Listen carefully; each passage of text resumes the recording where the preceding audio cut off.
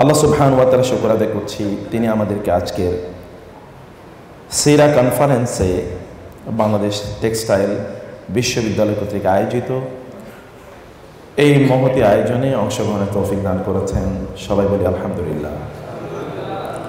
রাসূলুল্লাহ সাল্লাল্লাহু আলাইহি ওয়াসাল্লাম এর উপর দুরূদ এবং সালাম বর্ষিত হোক। আল্লাহুম্মা সাল্লি ওয়া সাল্লিম আলা নাবিয়িকা মুহাম্মদ, আল্লাহুম্মা সাল্লি আলাইহি, আল্লাহুম্মা বারিক আলাইহি। আমি অন্তঃস্থল থেকে কৃতজ্ঞতা জানাচ্ছি সম্মানিত ভাইস চ্যান্সেলর স্যারকে। স্যার কষ্ট করে এই আয়োজনে উপস্থিত আছেন।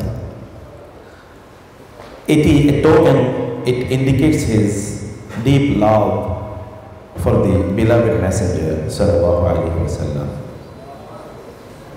এবং আমাদের সম্মানিত associate professor Imtaz sir, he has taken all the troubles in order to pioneer the arrangement of this program, এবং এই কারণে স্যারকেও আমার ডিপেস্ট গ্র্যাটিটিউড এবং কৃতজ্ঞতা জানাচ্ছি।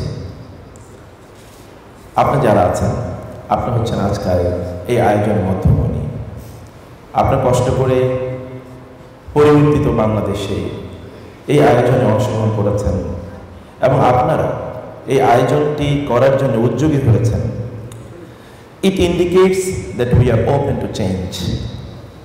We need change. We will change ourselves as well as the whole society. আমরা আমাদের নিজেদেরকে পরিবর্তন করব এবং সমগ্র বাংলাদেশকে পরিবর্তন করব, সেই অঙ্গীকারে আপনাদের উপস্থিতি ব্যক্ত করছি। আল্লাহ তাআলা আপনাদেরকে এর উত্তম বিনিময় দান করুন, আল্লাহুম্মা আমিন। ইমাম বুখারী রাহিমাহুল্লাহ তিনি তার আল আদাব আল মুফরাদ গ্রন্থে একটি ঘটনা উল্লেখ করেছেন। ঘটনা হলো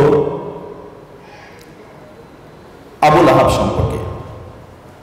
মুহাম্মদ সাল্লাল্লাহু আলাইহি ওয়াসাল্লামের যখন জন্ম হয়, আরবের রীতি অনুসারে সম্ভ্রান্ত নারীরা তাদের সন্তানদেরকে দুধ পান করাতো না, বরং তারা দাইমা নিয়ে আসতো দুধ পান করানোর জন্য।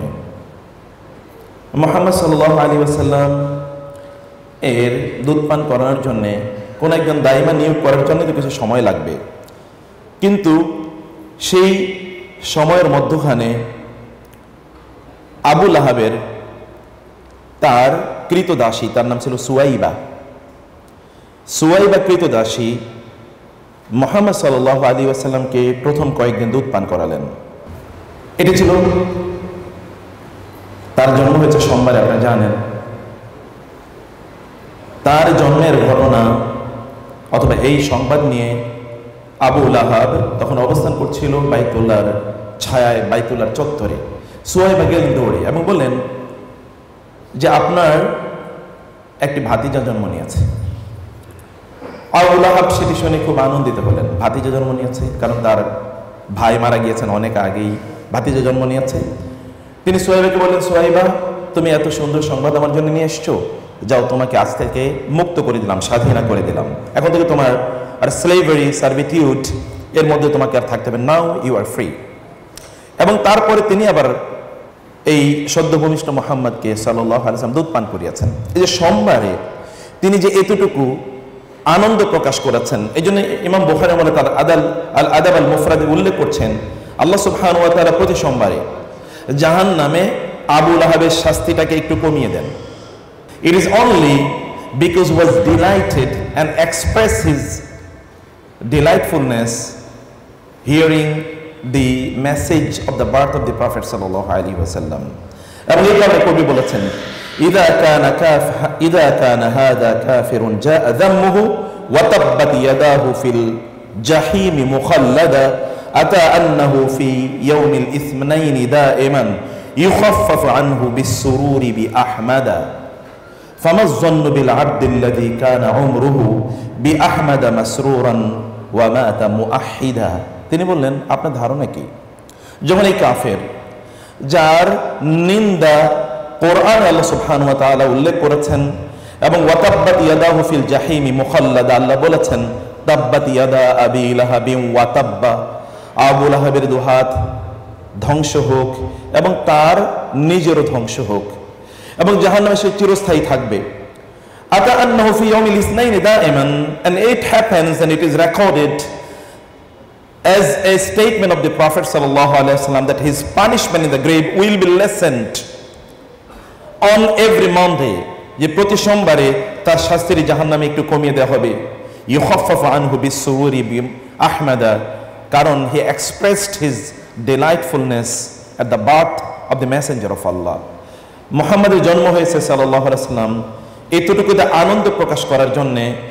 যদি তার শাস্তি সোমবারে একটু কমে থাকে, ফামাজ্জান্নু বিল আবদিল্লাযী কানা উমরুহু, তাহলে আপনার সেই মানুষের ব্যাপারে আপনার বিশ্বাস এবং ধারণা কি হওয়া উচিত, যার গোটা জীবন কেটেছে বিআহমাদা মাসরুরান ওয়া মাতা মুহাম্মাদা, যিনি মুআহিদা, যিনি মুহাম্মদ সাল্লাল্লাহু আলাইহি ওয়াসাল্লামকে তার নেতা হিসেবে, তার আদর্শ হিসেবে, তার নবী হিসেবে পেয়ে গোটা জীবন আনন্দের মধ্যে কাটিয়েছেন, উৎফুল্ল হয়েছেন, আনন্দিত হয়েছেন। তিনি খুশি ছিলেন যে তিনি মুহাম্মদকে তার নবী হিসেবে পেয়েছেন সাল্লাল্লাহু আলাইহি ওয়াসাল্লাম, এবং তিনি তাওহীদের উপর জীবন যাপন করে তিনি মৃত্যুবরণ করেছেন।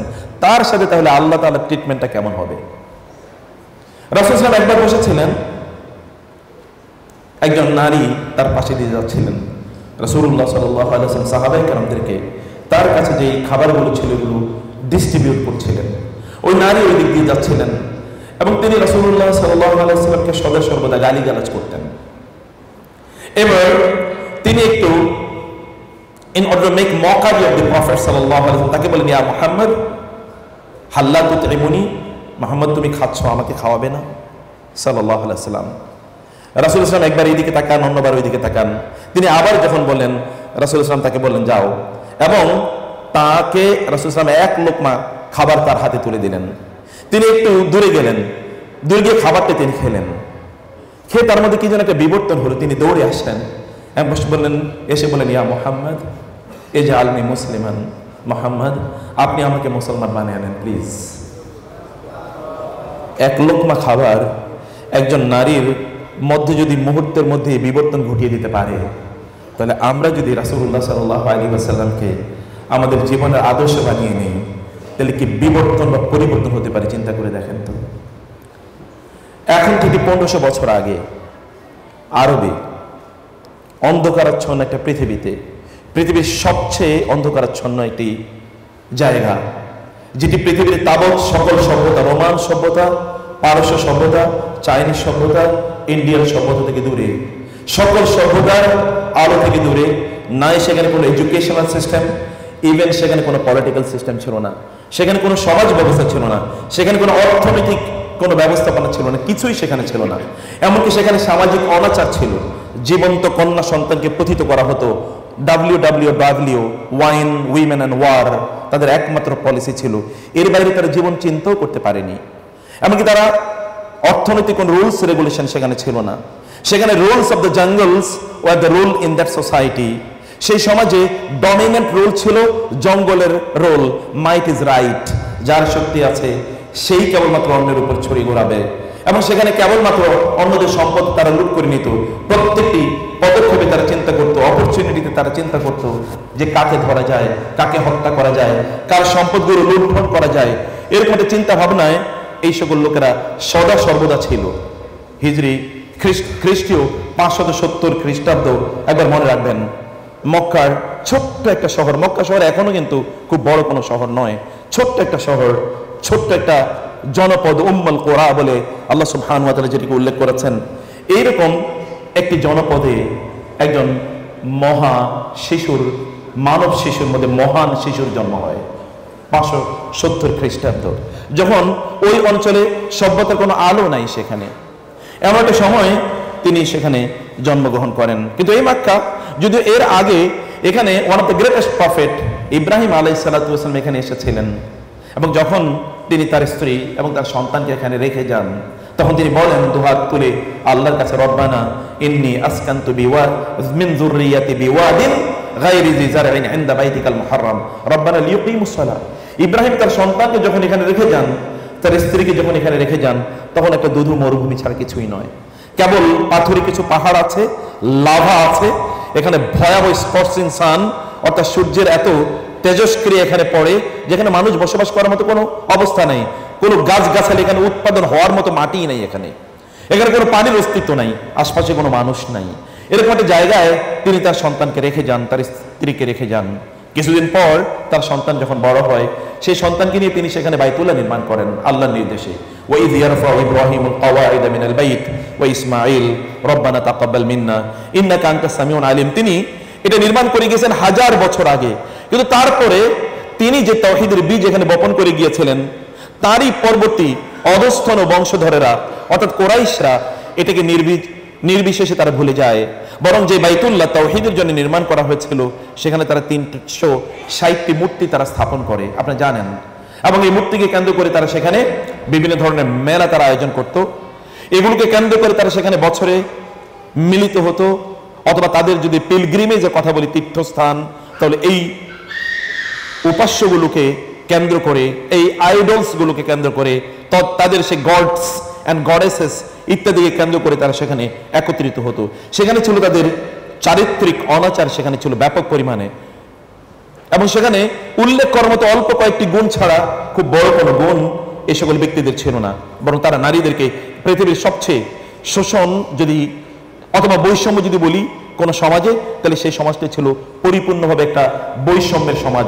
সেখানে স্লেভারি সিস্টেম ছিল, সেখানে কৃতদাস বাজারে গরু ছাগলের মতো বিক্রি হতো, এবং নারীদেরকে কোনো অবস্থায় সম্মান বা মর্যাদা করা হতো না এরকম একটা জায়গায়। বরং কারো যদি ইযা বুশিরা আহাদুকুম বিল উনসা যাল্লা ওয়াজহুহু মুসওয়াদ্দান ওয়া হুয়া কাযীম ইয়াতাওয়ারা মিনাল কওমি মিন সুই মা বুশিরা বিহি আয়ুমসিকুহু আলা হুন আম ইয়াদুসসুহু ফিত তুরাব আলা সামা ইয়াহকুমুন।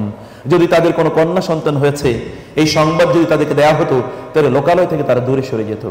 এই জন্যে যে লোকেরা যদি তাদের চেহারা দেখে এই লোকের কন্যা সন্তান হয়েছে, it was a stigma on their face, তাদের চেহারায় এটা একটা কালো লালিমা, একটা কালো দাগ বা কালিমা লেপন করার মতো একটি বিষয় ছিল।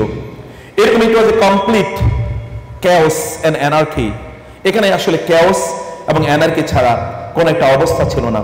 এইরকম একটা সময়ে সেখানে একটা মহান প্রাণের জন্মগ্রহণ, একটা জন্ম নেয় একটা মহান প্রাণ, যে প্রাণ তার যৌবন পেরিয়ে যখন তিনি তার জীবনের সবচেয়ে প্রাইম টাইমে যখন তিনি পৌঁছেন, তখন লোকেরা তাকে কেবল আস-সাদিক এবং আল আমিন বলে ডাকত। এই সমাজে যত অনাচার আছে, এখানে যদি চারিত্রিক স্খলন যা কিছু আছে, অর্থনৈতিক দেউলিয়াপনা অথবা সামাজিক দুর্বৃত্তপনা অথবা রাজনৈতিক অস্থিরতা অথবা কোনো গভর্নেন্স সিস্টেমের lack of any governance system, এগুলো কোনো কিছু অভাব তাকে স্পর্শ করেনি। এখানকার সমাজের যত ধরনের অনাচার ছিল, কোনোটাই তাকে স্পর্শ করেনি। সমাজ থেকে কিভাবে যেন তিনি তার নিজকে পরিপূর্ণভাবে বাঁচিয়ে রাখলেন, এবং তিনি সমাজে মানুষের আদর্শের মূর্ত প্রতীক হয়ে তিনি দাঁড়ালেন। লোকেরা তার উপর আস্থা রাখলো, লোকেরা তাকে বিশ্বাস করা শুরু করলো। ছোটবেলায় তিনি তার বাবাকে হারিয়েছেন before his birth. When he was 5 or 6, he lost his mother. When he was only 8, he lost his grandfather also.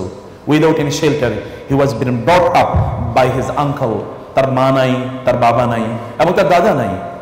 তার চাচার গৃহে তিনি বড় হয়ে উঠছিলেন। চাচার স্ত্রী, তার নাম ছিল ফাতেমা বিনতে আসাদ। ফাতেমা বিনতে আসাদ তার সন্তানদের চেয়ে তিনি তাকে ভালোবাসতেন। ছোট্ট বালক, তার বয়স এখনো 8-9 পেরোয়নি, কিন্তু তার আপন সন্তানদের চেয়ে তিনি তাকে ভালোবাসেন। হালিমা সাদিয়ার ঘরে যখন তিনি যান ছোটবেলায়, ওই হালিমা সাদিয়া তার ঘরে যাওয়ার পরে তিনি দেখতে পান যে চারিদিকে কেমন যেন পরিবর্তন তিনি লক্ষ্য করছেন। তার বকরিগুলো আগে দুধ দহন করলে দুধ দিতে পারতো না, দুধ দিত না, কিন্তু এখন প্রচুর পরিমাণে দুধ দেয়। তিনি যে বাহনে করে ছোট্ট মোহাম্মদকে, সদ্য ভূমিষ্ঠ মোহাম্মদকে যখন তিনি নিয়ে যাচ্ছিলেন, নিয়ে যাওয়ার তিনি যে বাহনে করে আসলেন, এই বাহনে তিনি ফিরে যাচ্ছেন। কিন্তু এই বাহন যখন মোহাম্মদকে সাল্লাল্লাহু আলাইহি সাল্লাম তার পিঠে করে নিয়ে যাচ্ছিল, তখন অন্য সকল বাহনের চেয়ে অনেক বেশি তেজস, মানে যদি এটার গতি আর অনেক বেশি গতি সম্পন্ন হয়ে গিয়েছিল। সকল বাহনকে পিছিয়ে ফেলে সেই বাহন এগিয়ে যাচ্ছিল। লোকেরা তাকে জিজ্ঞেস করছেন, হালিমা সাদিয়া, তুমি কি নতুন বাহন কিনেছো নাকি? না, আমার পুরানটাই তো, কিন্তু এটা এত গতি পেল কোত্থেকে? তিনি বলেন, আমি জানি না। এরপরে তিনি বুঝতে পেরেছেন, it is because of the blessing of this sun. এই যে শিশুটি, এই শিশুটির বারাকায় তার চারিদিকে আলোকিত হচ্ছে। তার রাখালরা তার বকরিগুলো নিয়ে যখন মাঠে যায়, অন্যান্যরা একই মাঠে অন্যান্যদের বকরিগুলো নিয়ে যাচ্ছে, কিন্তু তাদের বকরিগুলো সেখানে খাবার পায় না। তার বকরিগুলো কোত্থেকে যেন খাবার পায়, এবং তার বকরিগুলো যখন আসে, এত পরিমাণ দুধ এগুলো দেয় যে দুধ তারা খেয়ে তাদের সকল তৃষ্ণা অথবা প্রয়োজন মেটানোর পরেও তারা বাকি বিক্রি করে তাদের অর্থনৈতিক সচ্ছলতা চলে আসে। হালিমা বুঝতে পেরেছেন it is because of the sun, এই শিশুটির কারণ এটি হচ্ছে। 5 বছর পর তিনি তার মার কাছে তাকে ফিরিয়ে দেন। এরপরে আমি বলছি, আমি অনেক লম্বা স্টোরি কেবলমাত্র আপনাদেরকে একটু শর্ট করে বলে যাই, যে তিনি তার চাচার ঘরে বড় হয়ে উঠছিলেন। চাচি তাকে প্রচন্ড ভালোবাসেন, চাচা তাকে চোখের সামনে রাখেন, এক মুহূর্তে তাকে চোখ থেকে সরাতে তিনি চান না। তার বয়স যখন 12, তখন চাচা বললেন আমি সিরিয়াতে ব্যবসা করতে যাব। ভাতিজা বললেন আমি আপনার সাথে যাব। চাচা ভাতিজার চেহারার দিকে তাকালেন, এই মরুভূমিতে সফর করার মতো তার শারীরিক অবস্থা না, অত্যন্ত টেন্ডারলি তার এজ, এত চমৎকার একটা চেহারার এই শিশুটিকে যদি মরুভূমির এই বিশাল প্রান্তর পেরিয়ে যদি নিয়ে যেতে যাই, তাহলে এই মরুভূমির ছাপ তার চেহারাটা মলিন করে দেবে, ধুলাবালি তাকে তার চেহারা যে কমনীয়তা আছে এটা হয়তো নষ্ট করে ফেলবে। সেই করে তিনি নিতে চাইলেন না, কিন্তু ভাতিজা ইনসিস্টেড, না আমি তোমার সাথে যাব। চাচা ডিনাই করতে পারলেন না, তাকে নিয়ে গেলেন। প্রতিমধ্যে বাহিরার সাথে দেখা হলো। বাহিরা কি জন্য তাকে বললেন, চাচা বুঝলেন আমার এই ভাতিজা এই সিরিয়াতে নিরাপদ না। তিনি দ্রুত মক্কায় ফিরে আসলেন। মক্কায় ফিরে আসলে দেখলেন অলরেডি কুরাইশরা অন্যদের সাথে একটা যুদ্ধে লিপ্ত হয়ে গিয়েছেন। তিনি দেখলেন যে না, এই যুদ্ধ তো অসম যুদ্ধ, এই যুদ্ধ চলতে পারে না। তার সমসাময়িক ইয়াং জেনারেশনদেরকে নিয়ে তিনি একটি শান্তি সংঘ গঠন করলেন, হেল্পফুল ফুজুল। এভাবেই তার সময় কাটে। কোথাও যদি অশান্তি তৈরি হয়, কোথাও যদি মারামারি তৈরি হয়, কোথাও যদি ঝগড়া বিবাদ তৈরি হয়, কোথাও যদি অনাচারে তৈরি হয়, কোথাও যদি অত্যাচারে তৈরি হয়, তিনি সেখানে গিয়ে দাঁড়ান। কোথাও যদি বৈষম্য কারো উপরে তৈরি হয়, তিনি সেখানে গিয়ে দাঁড়ান। বৈষম্য দূর করার জন্য তিনি সেখানে কাজ করেন। তার বয়স হয়ে গেছে 25। হঠাৎ করে মক্কার সবচেয়ে সম্ভ্রান্তা এবং সবচেয়ে ধনী নারী তিনি ঘোষণা করলেন যে তার ব্যবসায়িক সফরে একজন বিজনেস লিডার তিনি বা একজন সুপারভাইজার তিনি নিয়োগ করতে চান, এবং সুপারভাইজারকে একটি উট পুরস্কার হিসেবে প্রদান করা হবে। উট তৎকালীন মুদ্রার নাম ছিল, কারেন্সির নাম ছিল। সকল কিছু, সকল অর্থনৈতিক হিসাব নিকাশ করা হতো উটের এগেইনস্টে। যেমন আমরা এখন ডলারের এগেইনস্টে সবকিছু হিসাব করি, অথবা স্বর্ণের এগেইনস্টে, তখন স্বর্ণ অথবা ডলার এটাকে তখন কারেন্সির স্ট্যান্ডার্ড হিসেবে নেওয়া হতো। বলো যে একটি উট দেওয়া হবে। দৌড়ে আসলেন আবু তালেব ভাতিজার কাছে, ভাতিজা তোমার তো বয়স হয়ে গেছে, তোমার এখন অনেক কিছু করতে হবে, তুমি বিজনেসটা তোমাকে শিখতে হবে, কারণ মক্কার লোকেরা ব্যবসা করি তারা থাকে। তাহলে কি করতে হবে চাচা, তোমাকে মক্কার সবচেয়ে সম্ভ্রান্তা নারী তিনি তার বিজনেস ক্যারাভেনের জন্য, বিজনেস ডেলিগেটের জন্য একজন সুপারভাইজার নিয়োগ করবেন। তুমি যদি রাজি থাকো, I want to propose your name to her, তোমার নামটা আমি তার কাছে প্রপোজ করতে চাই। চাচা আপনি রাজি হলে আমার কোনো আপত্তি নাই। তিনি গিয়ে বললেন খাদিজাকে, খাদিজা আমি আপনার বিজনেস ক্যারাভেনের লিডার অথবা সুপারভাইজার হিসেবে একজনের নাম প্রস্তাব করতে এসেছি। আপনি যদি কারো নাম প্রস্তাব করেন তাহলে এতটুকু আমার জন্য যথেষ্ট, কারণ you are the leader of Meccan society. আপনি তো মক্কার নেতা, আপনি কারো নাম বললে হবে না। আমি কারো নাম বলতে চাই, শুনবেন না? আপনি বললে হবে, কারো নাম আমার জানার প্রয়োজন নাই। না, আমি মোহাম্মদের নাম প্রস্তাব করছি। মোহাম্মদ? তাহলে তার কোনো কথাই নাই, তার চেয়ে উত্তম কোনো যুবক এখানে হতেই পারে না। ঠিক আছে, আমি রাজি, কিন্তু আমার তো আপনার প্রস্তাবে আমার একটু আপত্তি আছে। কি? আপনি বলেছেন একটি মাত্র উট দেবেন, আমি তো একটি উটে আমার ভাতিজাকে এই কাজে নিয়োগ করতে পারি না। কয়টা চান আপনি? আপনি যা চাই তাই দেওয়া হবে। 3টি উট দিতে হবে। 3টি সই, আপনি তার চেয়ে বেশি চাইলেও মোহাম্মদের জন্য তাই দেওয়া হতো সাল্লাল্লাহু আলাইহি ওয়াসাল্লাম। তিনি গেলেন। খাদিজা বুঝলেন এই সম্ভ্রান্ত যুবককে একা ছাড়া যায় না। খাদিজার পার্সোনাল সেক্রেটারি, তার নাম হচ্ছে মাইসারা। মাইসারাকে বললেন, মাইসারা তুমি যাও, তোমার কাজ হচ্ছে আমি যাকে কাজে নিয়োগ দিয়েছি তার সেবা করা। পৃথিবীতে এরকম নজির কখনো ঘটে নাই যে নিয়োগপ্রাপ্ত কর্মচারীর সেবা করার জন্য আবার তিনি মালিক তার পার্সোনাল সেক্রেটারিকে, তার পিএস কে সেখানে নিয়োগ দিয়ে দেবেন। তিনি তাকে নিয়োগ দিয়ে দিলেন। তিনি গেলেন। মাইসারা ফিরে এসে মক্কা যখন ফিরে আসেন, মাইসারা মোহাম্মদ সাল্লাল্লাহু আলাইহি ওয়াসাল্লামকে পেছনে রেখেই, যুবক মোহাম্মদকে পেছনে রেখেই তিনি দৌড়ে যাচ্ছেন, আগে যাচ্ছেন খাদিজার কাছে। কোথায় যাচ্ছ? না, আমার গুরুত্বপূর্ণ মানে ডিসকাশন আছে খাদিজার সাথে। তিনি দৌড়ে গেলেন। আপনি বলেন, খাদিজা আমার জীবনে এরকম মানুষ দেখি না। বলে কেমন?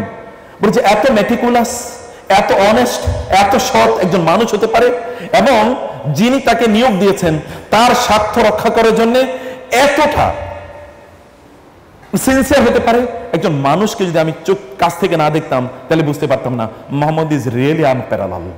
মোহাম্মদ আসলে এর কারো মতো না, এটা অন্যরকম মানুষ, এটা অদ্বিতীয়, এরকম কোনো মানুষ হতে পারে না। খাদিজা তো এমনি মোহাম্মদ সাল্লাল্লাহু আলাইহি ওয়াসাল্লাম সম্পর্কে আগে হাই ধারণা পোষণ করতেন। মাইসারা থেকে শোনার পর খাদিজার মনে একটু মনে হলো যে আমি তো এর আগে আমার স্বামী মারা গিয়েছে, অথবা আমি বিধবা, তো আমার তো তো আরেকটা বিয়ে করার জন্য, খাদিজাকে বিয়ে করার জন্য মক্কার বহু সম্ভ্রান্ত পুরুষরা অথবা অনেক যারা ব্যবসায়ী অথবা অর্থনীতি টাকা পয়সার মালিক এরকম অনেকে খাদিজাকে প্রস্তাব দিয়েছে। খাদিজা জেনেছেন, বুঝতে পেরেছেন এরা সবাই আমাকে বিয়ের প্রস্তাব দেয় because of two reasons, because I am very beautiful on one hand, on the other hand I am the owner of huge properties. আমার সৌন্দর্য এবং আমার সম্পদের দিকে তাদের লোভ আছে, কিন্তু আমাকে তারা কি সত্যি করতে ভালোবাসবে বা রেসপেক্ট করবে কিনা এটা তো আমি জানি না। Khadija denied all the proposals of marriage. কিন্তু এবার খাদিজা তিনি তার বোনকে ডাকলেন, তার নাম, তার কাজিনকে তিনি ডাকলেন, তার নাম হচ্ছে হালা। তাকে বললেন, যাও একটু তুমি আমার পক্ষ থেকে মোহাম্মদকে গিয়ে বলো আই ওয়ান্ট টু ম্যারি হিম, আমি তাকে বিয়ে করতে চাই। তিনি গেলেন, গিয়ে বলেন যে আপনাকে, আপনার জন্য একটা শুভ সংবাদ আছে মোহাম্মদ। বলে কি শুভ সংবাদ? বলে কেউ একজন আপনাকে বিয়ে করতে চান। বলে আমাকে কে বিয়ে করবো? আমার তো কিছুই নাই, আমার কোনো সম্পদ নাই, আমাকে কে বিয়ে করবে? বলে না, মক্কার সবচেয়ে সম্ভ্রান্ত নারী আপনাকে বিয়ে করতে চান। তিনি বলে এরকম কে যে আমাকে বিয়ে করতে চাইবে? তিনি এখনো ভাবতেই পারেন না যে Khadija has made this proposal. তিনি বলেন খাদিজাতুল কুবরা, খাদিজা বিনতে খুয়াইলিদ। তিনি বলেন খাদিজা? বলেন কি? হ্যাঁ সত্যি। আচ্ছা ঠিক আছে, আমি বিয়ে করতে চাই, ওকে কোনো সমস্যা নাই, কিন্তু আমার চাচার পারমিশন নেওয়া লাগবে। যুবকরা শোনেন, আমার কার পারমিশন লাগবে? আমার চাচার পারমিশন লাগবে। Go to my uncle, discuss the matter with him, তার সাথে আলোচনা করুন। If he is agreed then I don't have any objection. তার কাছে যান, তিনি যদি এগ্রি করেন তাহলে আমার কোনো অবজেকশন নাই। তিনি গেলেন, খাদিজা রাদিয়াল্লাহু তাআলা আনহা এর সাথে তার বিয়ে হয়ে গেল। খাদিজা বুঝলেন আমি রত্ন ঘরে নিয়ে এসেছি, অতএব আমার আর সম্পদের প্রয়োজন নাই। তার সকল সম্পদ তিনি মুহাম্মদের হাতে তুলে দিলেন, বললেন আপনি আমার সম্পদ, অতএব এই সম্পদের এখন জিম্মাদারি আপনার। তিনি তো এমনি মানবতা সেবক, তিনি তো এর মধ্যে আস-সাদিক এবং আল আমিন উপাধিতে তিনি ভূষিত হয়েছেন। এখন তার হাতে প্রচুর পরিমাণ সম্পদ, তিনি এই সম্পদগুলো মানুষের কল্যাণে তিনি ব্যয় করে দিচ্ছেন। মানুষের জন্য তিনি আরো ইনএভিটেবল হয়ে উঠলেন, মানুষের জন্য তিনি আরো অনেক বেশি প্রাসঙ্গিক হয়ে উঠলেন। লোকেদের সকল আয়োজনে তারা তার কাছে আসে, এমনকি তাদের যদি কোনো ঝগড়া বিবাদ লাগে তাহলে সেই জন্য তারা তার কাছে ফিরে আসে, দৌড়ে আসে তার কাছে। আপনাদের সেই ঘটনা জানা আছে, যখন হাজরে আসওয়াদকে তার স্থানে প্রতিস্থাপন করা হবে, এটা নিয়ে তাদের প্রায় রক্তযুদ্ধ। রক্ত তারা নিয়ে এসে বালতি ভর্তি রক্তে হাত ডুবিয়ে বলল, আমাদের এই রক্তের শপথ করে বলছি আমরা হাজারে আসওয়াদকে ওই স্থানে, তার নির্ধারিত স্থানে রাখার জন্য প্রয়োজনে আমাদের রক্তের বন্যা বসিয়ে দেব, কিন্তু এই সম্মান বা মর্যাদা আমরা ছাড়বো না। কেউ একজন বললেন যে তোমরা এই যুদ্ধ করছো কেন, এটাকে থামাও। কিভাবে থামাবো? আমরা তো প্রত্যেকেই এই অনার, এই ডিগনিটি, এই প্রিভিলেজ আমরা প্রত্যেকে এটাকে এনজয় করতে চাই, অ্যাভেল করতে চাই। তাহলে করণীয় কি? করণীয় হচ্ছে আগামীকাল ভোরে সবার আগে বাইতুল্লাহর চত্বরে প্রাঙ্গণে যে প্রবেশ করবে তাকে আমরা দায়িত্ব দেব। বাইতুল্লাহ আর্লি বার্ড তো মোহাম্মদের চেয়ে কেউ নাই, তিনি তার আগে কেউ সকালবেলা ঘুম থেকে কেউ উঠে না, সকালে সবাই ভোরে তাকিয়ে আছেন যে কে বাইতুল্লাহর চত্বরে বা প্রাঙ্গণে কে আগে প্রবেশ করে। তারা দেখলেন যে মোহাম্মদ প্রবেশ করছে, তা নিয়ে তারা চিৎকার করেন হাযা মুহাম্মদ আস-সাদিক আল আমিন, মোহাম্মদ প্রবেশ করছে যিনি পরম সত্যবাদী এবং পরম বিশ্বস্ত, আমরা তার জাজমেন্টে সন্তুষ্ট। তিনি তাদেরকে বললেন যে ঠিক আছে, তোমাদের এই সমস্যার সমাধান হলো, তোমরা একটা কাপড় নিয়ে আসো। কাপড়ের মধ্যে তিনি নিজেই পাথরটা তুললেন এবং সবাইকে বললেন তোমরা চারিদিক থেকে এই কাপড়ে তোমরা সবাই ধরো, এবং let us share the dignity of placing the stone in it's original place mutually. চলো আমরা সবাই মিলে এই সম্মানের আমরা মালিক হই। মুহূর্তের মধ্যে সমস্যা, যেখানে রক্তপাত রক্ত গঙ্গা বসে যাওয়ার কথা, সেখানে মুহূর্তের মধ্যে উইদাউট এনি ব্লাড শেড মুহূর্তের মধ্যে সমস্যার সমাধান হয়ে গেল। তিনি সমাজে আরো বেশি রেলেভেন্ট হয়ে উঠলেন। সমাজের যে কদাচার আছে, বিশেষ করে মানুষের মধ্যে যে ধর্মীয় যে অনাচার তৈরি হয়েছে, এই অনাচার নিয়ে তিনি ভাবতেন, তিনি চিন্তা করতেন, কারণ তার পূর্বপুরুষ এরকম চিন্তা করতেন। ফালাম্মা জান্না আলাইহিল লাইলু রাআ কাওকাবান ক্বালা হাযা রাব্বি হাযা আকবার, এরকম হাযা রাব্বি। যখন তার পূর্বপুরুষ ইব্রাহিম আলাইহিস সালাম আকাশের দিকে তাকিয়ে তার জাতীয় মূর্তি পূজা করছিল, আকাশের দিকে তাকিয়ে বললেন এই তারকা বুঝি আমার রব, অথবা চাঁদ আমার রব, অথবা কি সূর্য আমার রব। কিন্তু এগুলো যখনই সব অস্তমিত হয়ে গিয়েছে তখন তিনি বলেছেন ইয়া কওমি ইন্নী বারিউম মিনাল মুশরিকিন, ইন্নী বারিউম মিনকুম, যে হে আমার জাতি, হে আমার জাতি, আমি তোমাদের থেকে মুক্ত ঘোষণা করলাম। অর্থাৎ আমি এই যে শিরক বা ইত্যাদি থেকে আমার নিজের মুক্তি আমি ঘোষণা করলাম। ইন্নী ওয়াজ্জাহতু ওয়াজহিয়া লিল্লাযী ফাতারাস সামাওয়াতি ওয়াল আরদা হানিফা ওয়া মা আনা মিনাল মুশরিকিন। তিনি এটা ডিক্লেয়ার করলেন। অতএব তারই পরবর্তী প্রজন্ম, তারই বংশধর মুহাম্মদ সাল্লাল্লাহু আলাইহি ওয়াসাল্লাম, তিনি চিন্তা করলেন সমাজে এই যে ধর্মের নামে যে অনাচার চলছে, এই অনাচার থেকে মানুষকে মুক্তি দেওয়ার উপায় কি, তিনি এটা নিয়ে ভাবছিলেন। এটা ভাবতে ভাবতে ভাবার জন্য তিনি একটা নির্জন প্লেস তিনি খুঁজে বের করলেন। এবং আপনারা জানেন হেরা গুহা, দ্য গার অফ হেরা, অথবা আমরা যদি বলি হেরা গুহা has come now into relevance. এখন হেরা গুহা অলরেডি আলোচনায় চলে এসেছে। তিনি হেরা গুহাতে গেলেন এবং সেখানে তিনি সময় কাটাচ্ছেন, তিনি চিন্তা করছেন, তিনি ভাবছেন এই সমাজের অবস্থা কি, এবং এটা নিয়ে তিনি আসলে সত্যি করতে কার ইবাদত করা দরকার, কার উপাসনা করা দরকার, এটি নিয়ে তিনি ভাবছিলেন। ভাবতে ভাবতে কোন একটা সময়ে যখন তার বয়স 40, he was in the prime time of his life, তিনি যখন যৌবনে টকবক করছিলেন, সেটা হচ্ছে মানুষের জীবনের শ্রেষ্ঠতম সময়। 40 বছরে মানুষের মধ্যে ম্যাচুরিটি আসে। তিনি যখন তার বয়স 40, কোন এক রাতে তার কাছে জিবরিল আমিন আসলেন এবং বললেন, ইকরা ইয়া মুহাম্মদ, মুহাম্মদ পড়ুন। তিনি তো ছিলেন এর মধ্যে, তিনি একটু তন্দ্রাচ্ছন্ন ছিলেন। যখন গুরুগম্ভীর আওয়াজ তিনি শুনলেন, শোনার পরে তিনি চোখ মেলে তাকিয়ে দেখলেন বিশাল দেহি এক অ্যাঞ্জেল তার সামনে। তিনি হতভম্ব হয়ে গেলেন, তিনি ভয় পেয়ে গেলেন। জিবরিল তাকে জড়িয়ে ধরলেন, বুকের সাথে চাপা দিলেন এবং বললেন, ইকরা। তিনি মা আনা বিকারিন, আমি তো পড়তে যাই না। তিনি আবার তাকে চেপে ধরলেন, আবার বললেন পড়ো, বলে আমি পড়তে যাই না। আবার চেপে ধরে বলেন, ইকরা বিসমি রাব্বিকাল্লাযী খালাক, তোমার রবের নামে পড়ো, যিনি সৃষ্টি করেছেন। মুহাম্মদ সাল্লাল্লাহু আলাইহি ওয়াসাল্লাম, now he understood that I am searching for that who created me. আমি তো সেই গডকেই খুঁজতেছিলাম, সেই রবকে খুঁজতেছিলাম যিনি আমাকে সৃষ্টি করেছেন। এখন আমাকে বলা হচ্ছে তার নামে পড়ার জন্য। তিনি তার নামে পড়া শুরু করলেন, ইকরা বিসমি রাব্বিকাল্লাযী খালাক, খালাকাল ইনসানা মিন আলাক, ইকরা ওয়া রাব্বুকাল আকরাম আল্লাযী আল্লামা বিল কলম, আল্লামাল ইনসানা মা লাম ইয়ালাম। একটা অভূতপূর্ব অভিজ্ঞতার তিনি মুখোমুখি হলেন, একটা অভূতপূর্ব অভিজ্ঞতা। এই অভিজ্ঞতা এই আরবে বহুদিন পর্যন্ত কেউ শোনেনি, যদিও এরা ইহুদি এবং খ্রিস্টানদের সম্পর্কে তারা জেনেছে, কিন্তু এখানকার কোন লোক দীর্ঘদিন পর্যন্ত, সেই সর্বশেষ ইসমাঈল আলাইহিস সালাম 1000 বছর আগে, সেখানে এরকম একটা এক্সপেরিয়েন্সের ঘটনা আছে। এক্স্যাক্টলি এরকম কোন এক্সপেরিয়েন্স না, কিন্তু he was one of the prophets of Allah. কিন্তু সরাসরি আল্লাহ সুবহানাহু ওয়া তাআলার পক্ষ থেকে মেসেঞ্জার এসে কথা বলবেন, এরকম ঘটনা আরবের ইতিহাসে এটা প্রথম ঘটলো। রাসূলুল্লাহ সাল্লাল্লাহু আলাইহি ওয়াসাল্লাম তিনি এখান থেকে বের হয়ে আসলেন এবং তার স্ত্রী ওই যে খাদিজাতুল কুবরা এর কাছে তিনি দৌড়ে আসলেন এবং দৌড়ে এসে তিনি তাকে বললেন যে, আমি কি পাগল হয়ে গেলাম, অথবা আমাকে কি ভূতে ধরেছে কিনা? তুমি বললেন, কেন, কি হয়েছে? তুমি বললেন, এরকম এরকম ঘটনা ঘটেছে।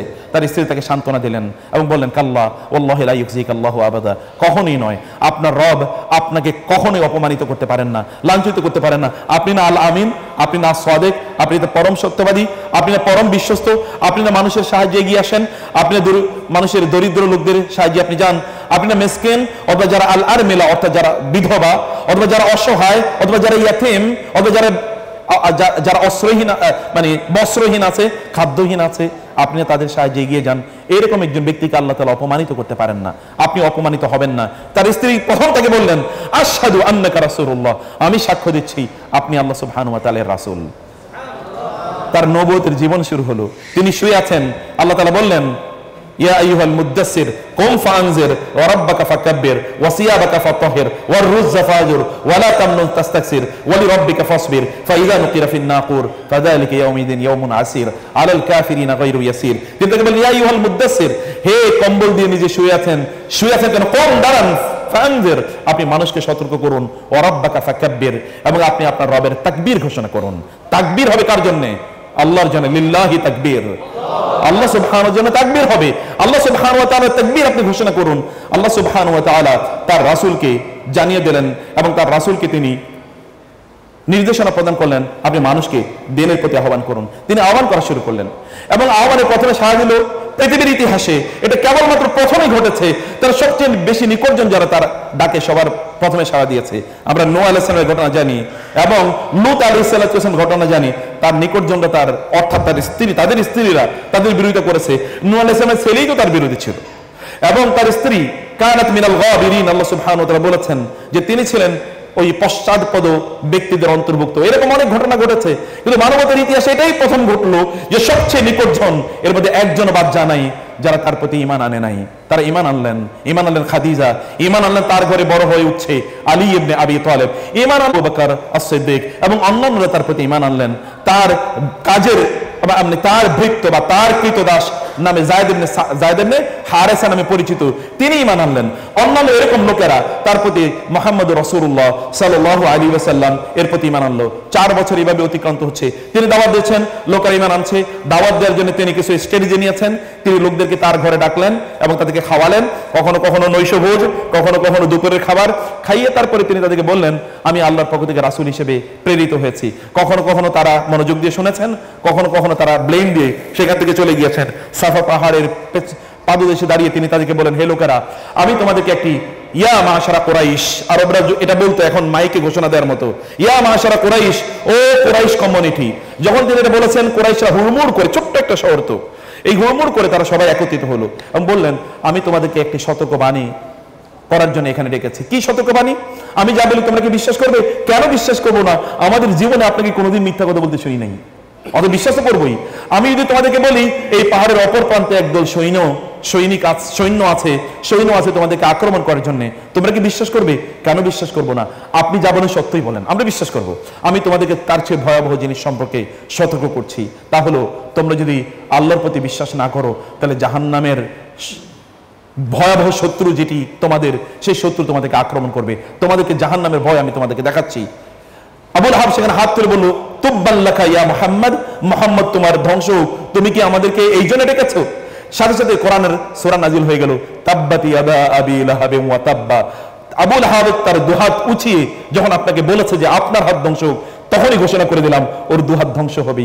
ইন্টারেস্টিংলি, বদরের যুদ্ধের পর আবু লাহাবের হার্ট অ্যাটাক হয়, অথবা তার ব্রেন হ্যামারেজ হয়। হ্যামারেজ হওয়ার কারণে তার গোটা শরীর অবশ হয়ে যায় এবং তার হাতগুলো, সত্যি তার হাত এবং শরীরের অন্যান্য পতঙ্গগুলো, এগুলো সব পচন ধরে, কোনোটাই আর এগুলো সে উঠাতে পারে নাই।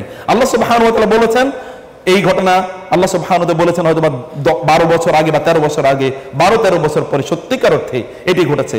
রাসূল সাল্লাল্লাহু আলাইহি ওয়াসাল্লাম দাওয়াত দিলেন, প্রথম 4 বছর নির্জনে নিভৃতে, কোনো আওয়াজ নাই। লোকেরা মনে করছে এটা পাগলামি, মুহাম্মদ একটা নতুন কিছু দেখাতে চায়, হতে পারে এরকম কোনো কিছুই, নতুন কোনো কিছু না। কিন্তু যখন তারা দেখলো যে even the people from the ranks and files, অর্থাৎ তাদের নিকট আত্মীয়রা তারা ইসলাম গ্রহণ করছে, মুসলমানদের সংখ্যা বেড়ে যাচ্ছে, তখন তাদের মধ্যে দুটো টেনশন দেখা দিল, এটা গোটা পৃথিবী জুড়ে। একটা হচ্ছে যে তাদের অর্থনৈতিক টেনশন দেখা দিল, যে আমরা চুরি চামারি ডাকাতি করছি, ব্যাংক লুট করছি, ইত্তকার করছি, অতএব এগুলো তো এখন সব কি মুহাম্মাদের কারণে, যদি তার কথা আমরা মানি, তিনি তো সৎ মানুষ, তিনি তো দিনদার মানুষ, তিনি তো আল্লাহ ওয়ালা, তিনি তো দুর্নীতি বিরোধী মানুষ, অতএব তিনি যদি এখানকার তার কথা যদি এখানে সত্যে পরিণত হয়, লোকেরা যদি তার সব ফলোয়ার হয়ে যায়, তাহলে তো কয়েকদিন পরে তিনি কি রাষ্ট্র পরিচালনা করবেন, এই সমাজ পরিচালনা করবেন। তাইলে আমাদের যে ফাইন্যান্সিয়াল প্রিভিলেজ যেটা ছিল, অর্থাৎ আমরা অর্থনীতির এখানকার মূল লোক, এখান থেকে আমরা বঞ্চিত হব। আর 2 নম্বর হচ্ছে রাজনৈতিক লিডারশিপ। তিনি যদি এরকম অনেক সংখ্যা যদি তার হয়ে যায়, কয়েকদিন পরে তারা হয়তো স্লোগান দেবে, আমরা মুহাম্মদকে সাল্লাল্লাহু আলাইহি ওয়াসাল্লাম আমাদের কি নেতা হিসেবে চাই, তাহলে তো আমাদের নেতৃত্ব চলে যাবে। দুটো ইস্যু ছিল সেখানে, political as well as economic. আজকের পৃথিবীতে, গোটা পৃথিবীতে একই সমস্যা। আপনি যদি দিনের কথা বলেন, আপনি যদি শরিয়ার কথা বলেন, তাহলে দেখবেন একদল লোক এটা নিয়ে তারা চিৎকার চেঁচামেচি করে, এবং যারা চিৎকার চেঁচামেচি করে এরা এই দুই পক্ষ, either they are politically benefited or they are economically benefited. এই দুটো গ্রুপই গোটা পৃথিবী জুড়ে, এই দুটো এস্টাবলিশমেন্ট গোটা পৃথিবী জুড়ে দ্বীনের অথবা ইসলামের তারা বিরোধিতা করেছে। এরা বিরোধিতা করলো রাসূলুল্লাহ সাল্লাল্লাহু আলাইহি ওয়াসাল্লামের উপর, তারা তো জুলুম অত্যাচার চালাতে পারে নাই, কারণ তিনি মক্কার সবচেয়ে সম্ভ্রান্ত মানুষ এবং সবচেয়ে সম্ভ্রান্ত পরিবারে তিনি সদস্য। তাকে আঘাত করলে কুরাইশরা এমনিতে তাকে ছেড়ে দেবে না, বিশেষ করে বনু হাশেম, বিশেষ করে বনু আব্দুল মুত্তালিব কোনো অবস্থায় ছেড়ে দেবে না। অতএব দুর্বল মুসলিমরা যারা ইসলাম গ্রহণ করেছে, বেলাল ইবনে আবি রাবাহ আল হাবাশি অথবা অন্যান্যরা, এরা যারা ইসলাম গ্রহণ করেছে, তাদের উপর তারা জুলুম অত্যাচার করা শুরু করে দিল। রাসূলুল্লাহ সাল্লাল্লাহু আলাইহি ওয়াসাল্লাম দেখলেন এই জুলুম অত্যাচার থেকে বাঁচাতে হলে, আমার এই দুর্বল সাহাবীদেরকে, সাথীদেরকে বাঁচাতে হলে কোনো একটা জায়গা তাদের জন্য একটা সেফ রিসোর্ট লাগবে। তিনি তাদেরকে পাঠিয়ে দিলেন হাবাসায়, আবিসিনিয়ায়, ইথিওপিয়া, মডার্ন ডে ইথিওপিয়ায় তিনি তাদেরকে পাঠিয়ে দিলেন। কিন্তু ইথিওপিয়া পাঠানোর পরেও সেখানে তারা শান্তিতে ছিলেন না, কারণ সেখানে আব্দুল্লাহ ইবনে আবি রাবিআ এবং আমর ইবনে আল আসের নেতৃত্বে কুরাইশরা একদল লোক ডেলিগেট পাঠালো, তাদের সবচেয়ে চৌকস ডিপ্লোমেটকে তারা পাঠালো, যেন মুসলমানদেরকে ওইখান থেকে এক্সপেডাইট করা যায়, ওইখান থেকে তাদের যেন নিয়ে আসা যায়। তারা সেখানে গেল, আবিসিনিয়ার তৎকালীন সম্রাট, তার নাম ছিল নাজ্জাশির কাছে গিয়ে তারা বলল, আমাদের দেশ থেকে একদল যুবক তারা পালিয়ে এসেছে, আসহাবে কাহাফের মতো তারা পালিয়ে এসেছে। এরা না বুঝে তাদের বাপদাদাদের ধর্ম তারা ত্যাগ করেছে এবং তারা পালিয়ে এসেছে, তাদের বাবা মা খুবই কান্নাকাটি করে, আমরা তাদের পক্ষ থেকে এদেরকে দেশে ফিরিয়ে নিয়ে যাওয়ার জন্য এসেছি। নাজ্জাশী চিন্তা করেন এদের লোকেরা ফিরিয়ে নিয়ে যাবে, তাতে আমার কি? নাজ্জাশী বলেন, আচ্ছা ঠিক আছে, ফিরিয়ে নিয়ে যাও। এটা শুনলেন জাফর ইবনে আবি তালেব রাদিয়াল্লাহু তাআলা আনহু, রাসূল সাল্লাল্লাহু আলাইহি ওয়াসাল্লামের চাচাতো ভাই এবং আলী রাদিয়াল্লাহু তাআলা আনহুর ভাই জাফর ইবনে আবি তালেব, তিনি এই কথা শুনলেন। শোনার পর তিনি গেলেন নাজ্জাশীর সাথে সাক্ষাৎ করার জন্য, বললেন না আমাদের সাথে অন্যায় আচরণ করা হচ্ছে। কিভাবে? যে আমরা আপনার দেশে আশ্রয় নিতে এসেছি, আপনি তো আমাদেরকে এভাবে পাঠিয়ে দিতে পারেন না। বলে হয়েছে কি? বলে যে হয়েছে এরকম যে আমরা এখানে আশ্রয় নিয়েছি, ওরা আমাদের উপর জুলুম অত্যাচার করতো, এই কারণে আমরা এখানে পালিয়ে এসেছি, এখন আপনি যদি আমাদেরকে ফেরত পাঠান তাহলে তো ওরা আমাদেরকে হত্যা করবে। বলে তাই নাকি? তাহলে ঠিক আছে, ওদেরকে ডাকো, তোমরাও কালকে আসো। আগামীকাল পরের দিন তারা সবাই একত্রিত হলো। নাজ্জাশী জাফর ইবনে আবি তালেবকে বললেন, তোমাদের বিরুদ্ধে অভিযোগ হলো তোমরা তোমাদের বাপদাদার ধর্ম ত্যাগ করেছো এবং তোমাদের জন্য তোমাদের আত্মীয় স্বজন কান্নাকাটি করে, এই কারণে এরা তোমাদেরকে নিতে এসেছে, তোমাদের বক্তব্য দাও।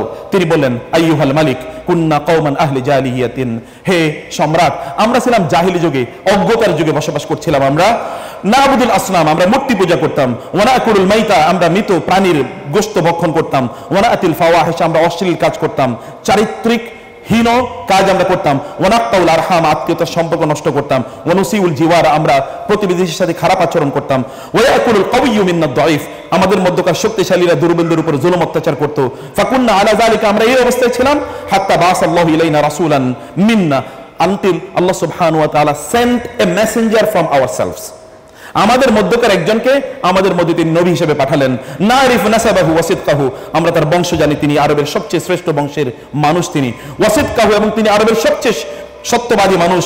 এবং ওয়া আমানাতু, তিনি সবচেয়ে আমানতদার, বিশ্বস্ত। ওয়া আইফাফাহু, এবং তিনি সবচেয়ে চরিত্রবান মানুষ আরবের মধ্যে।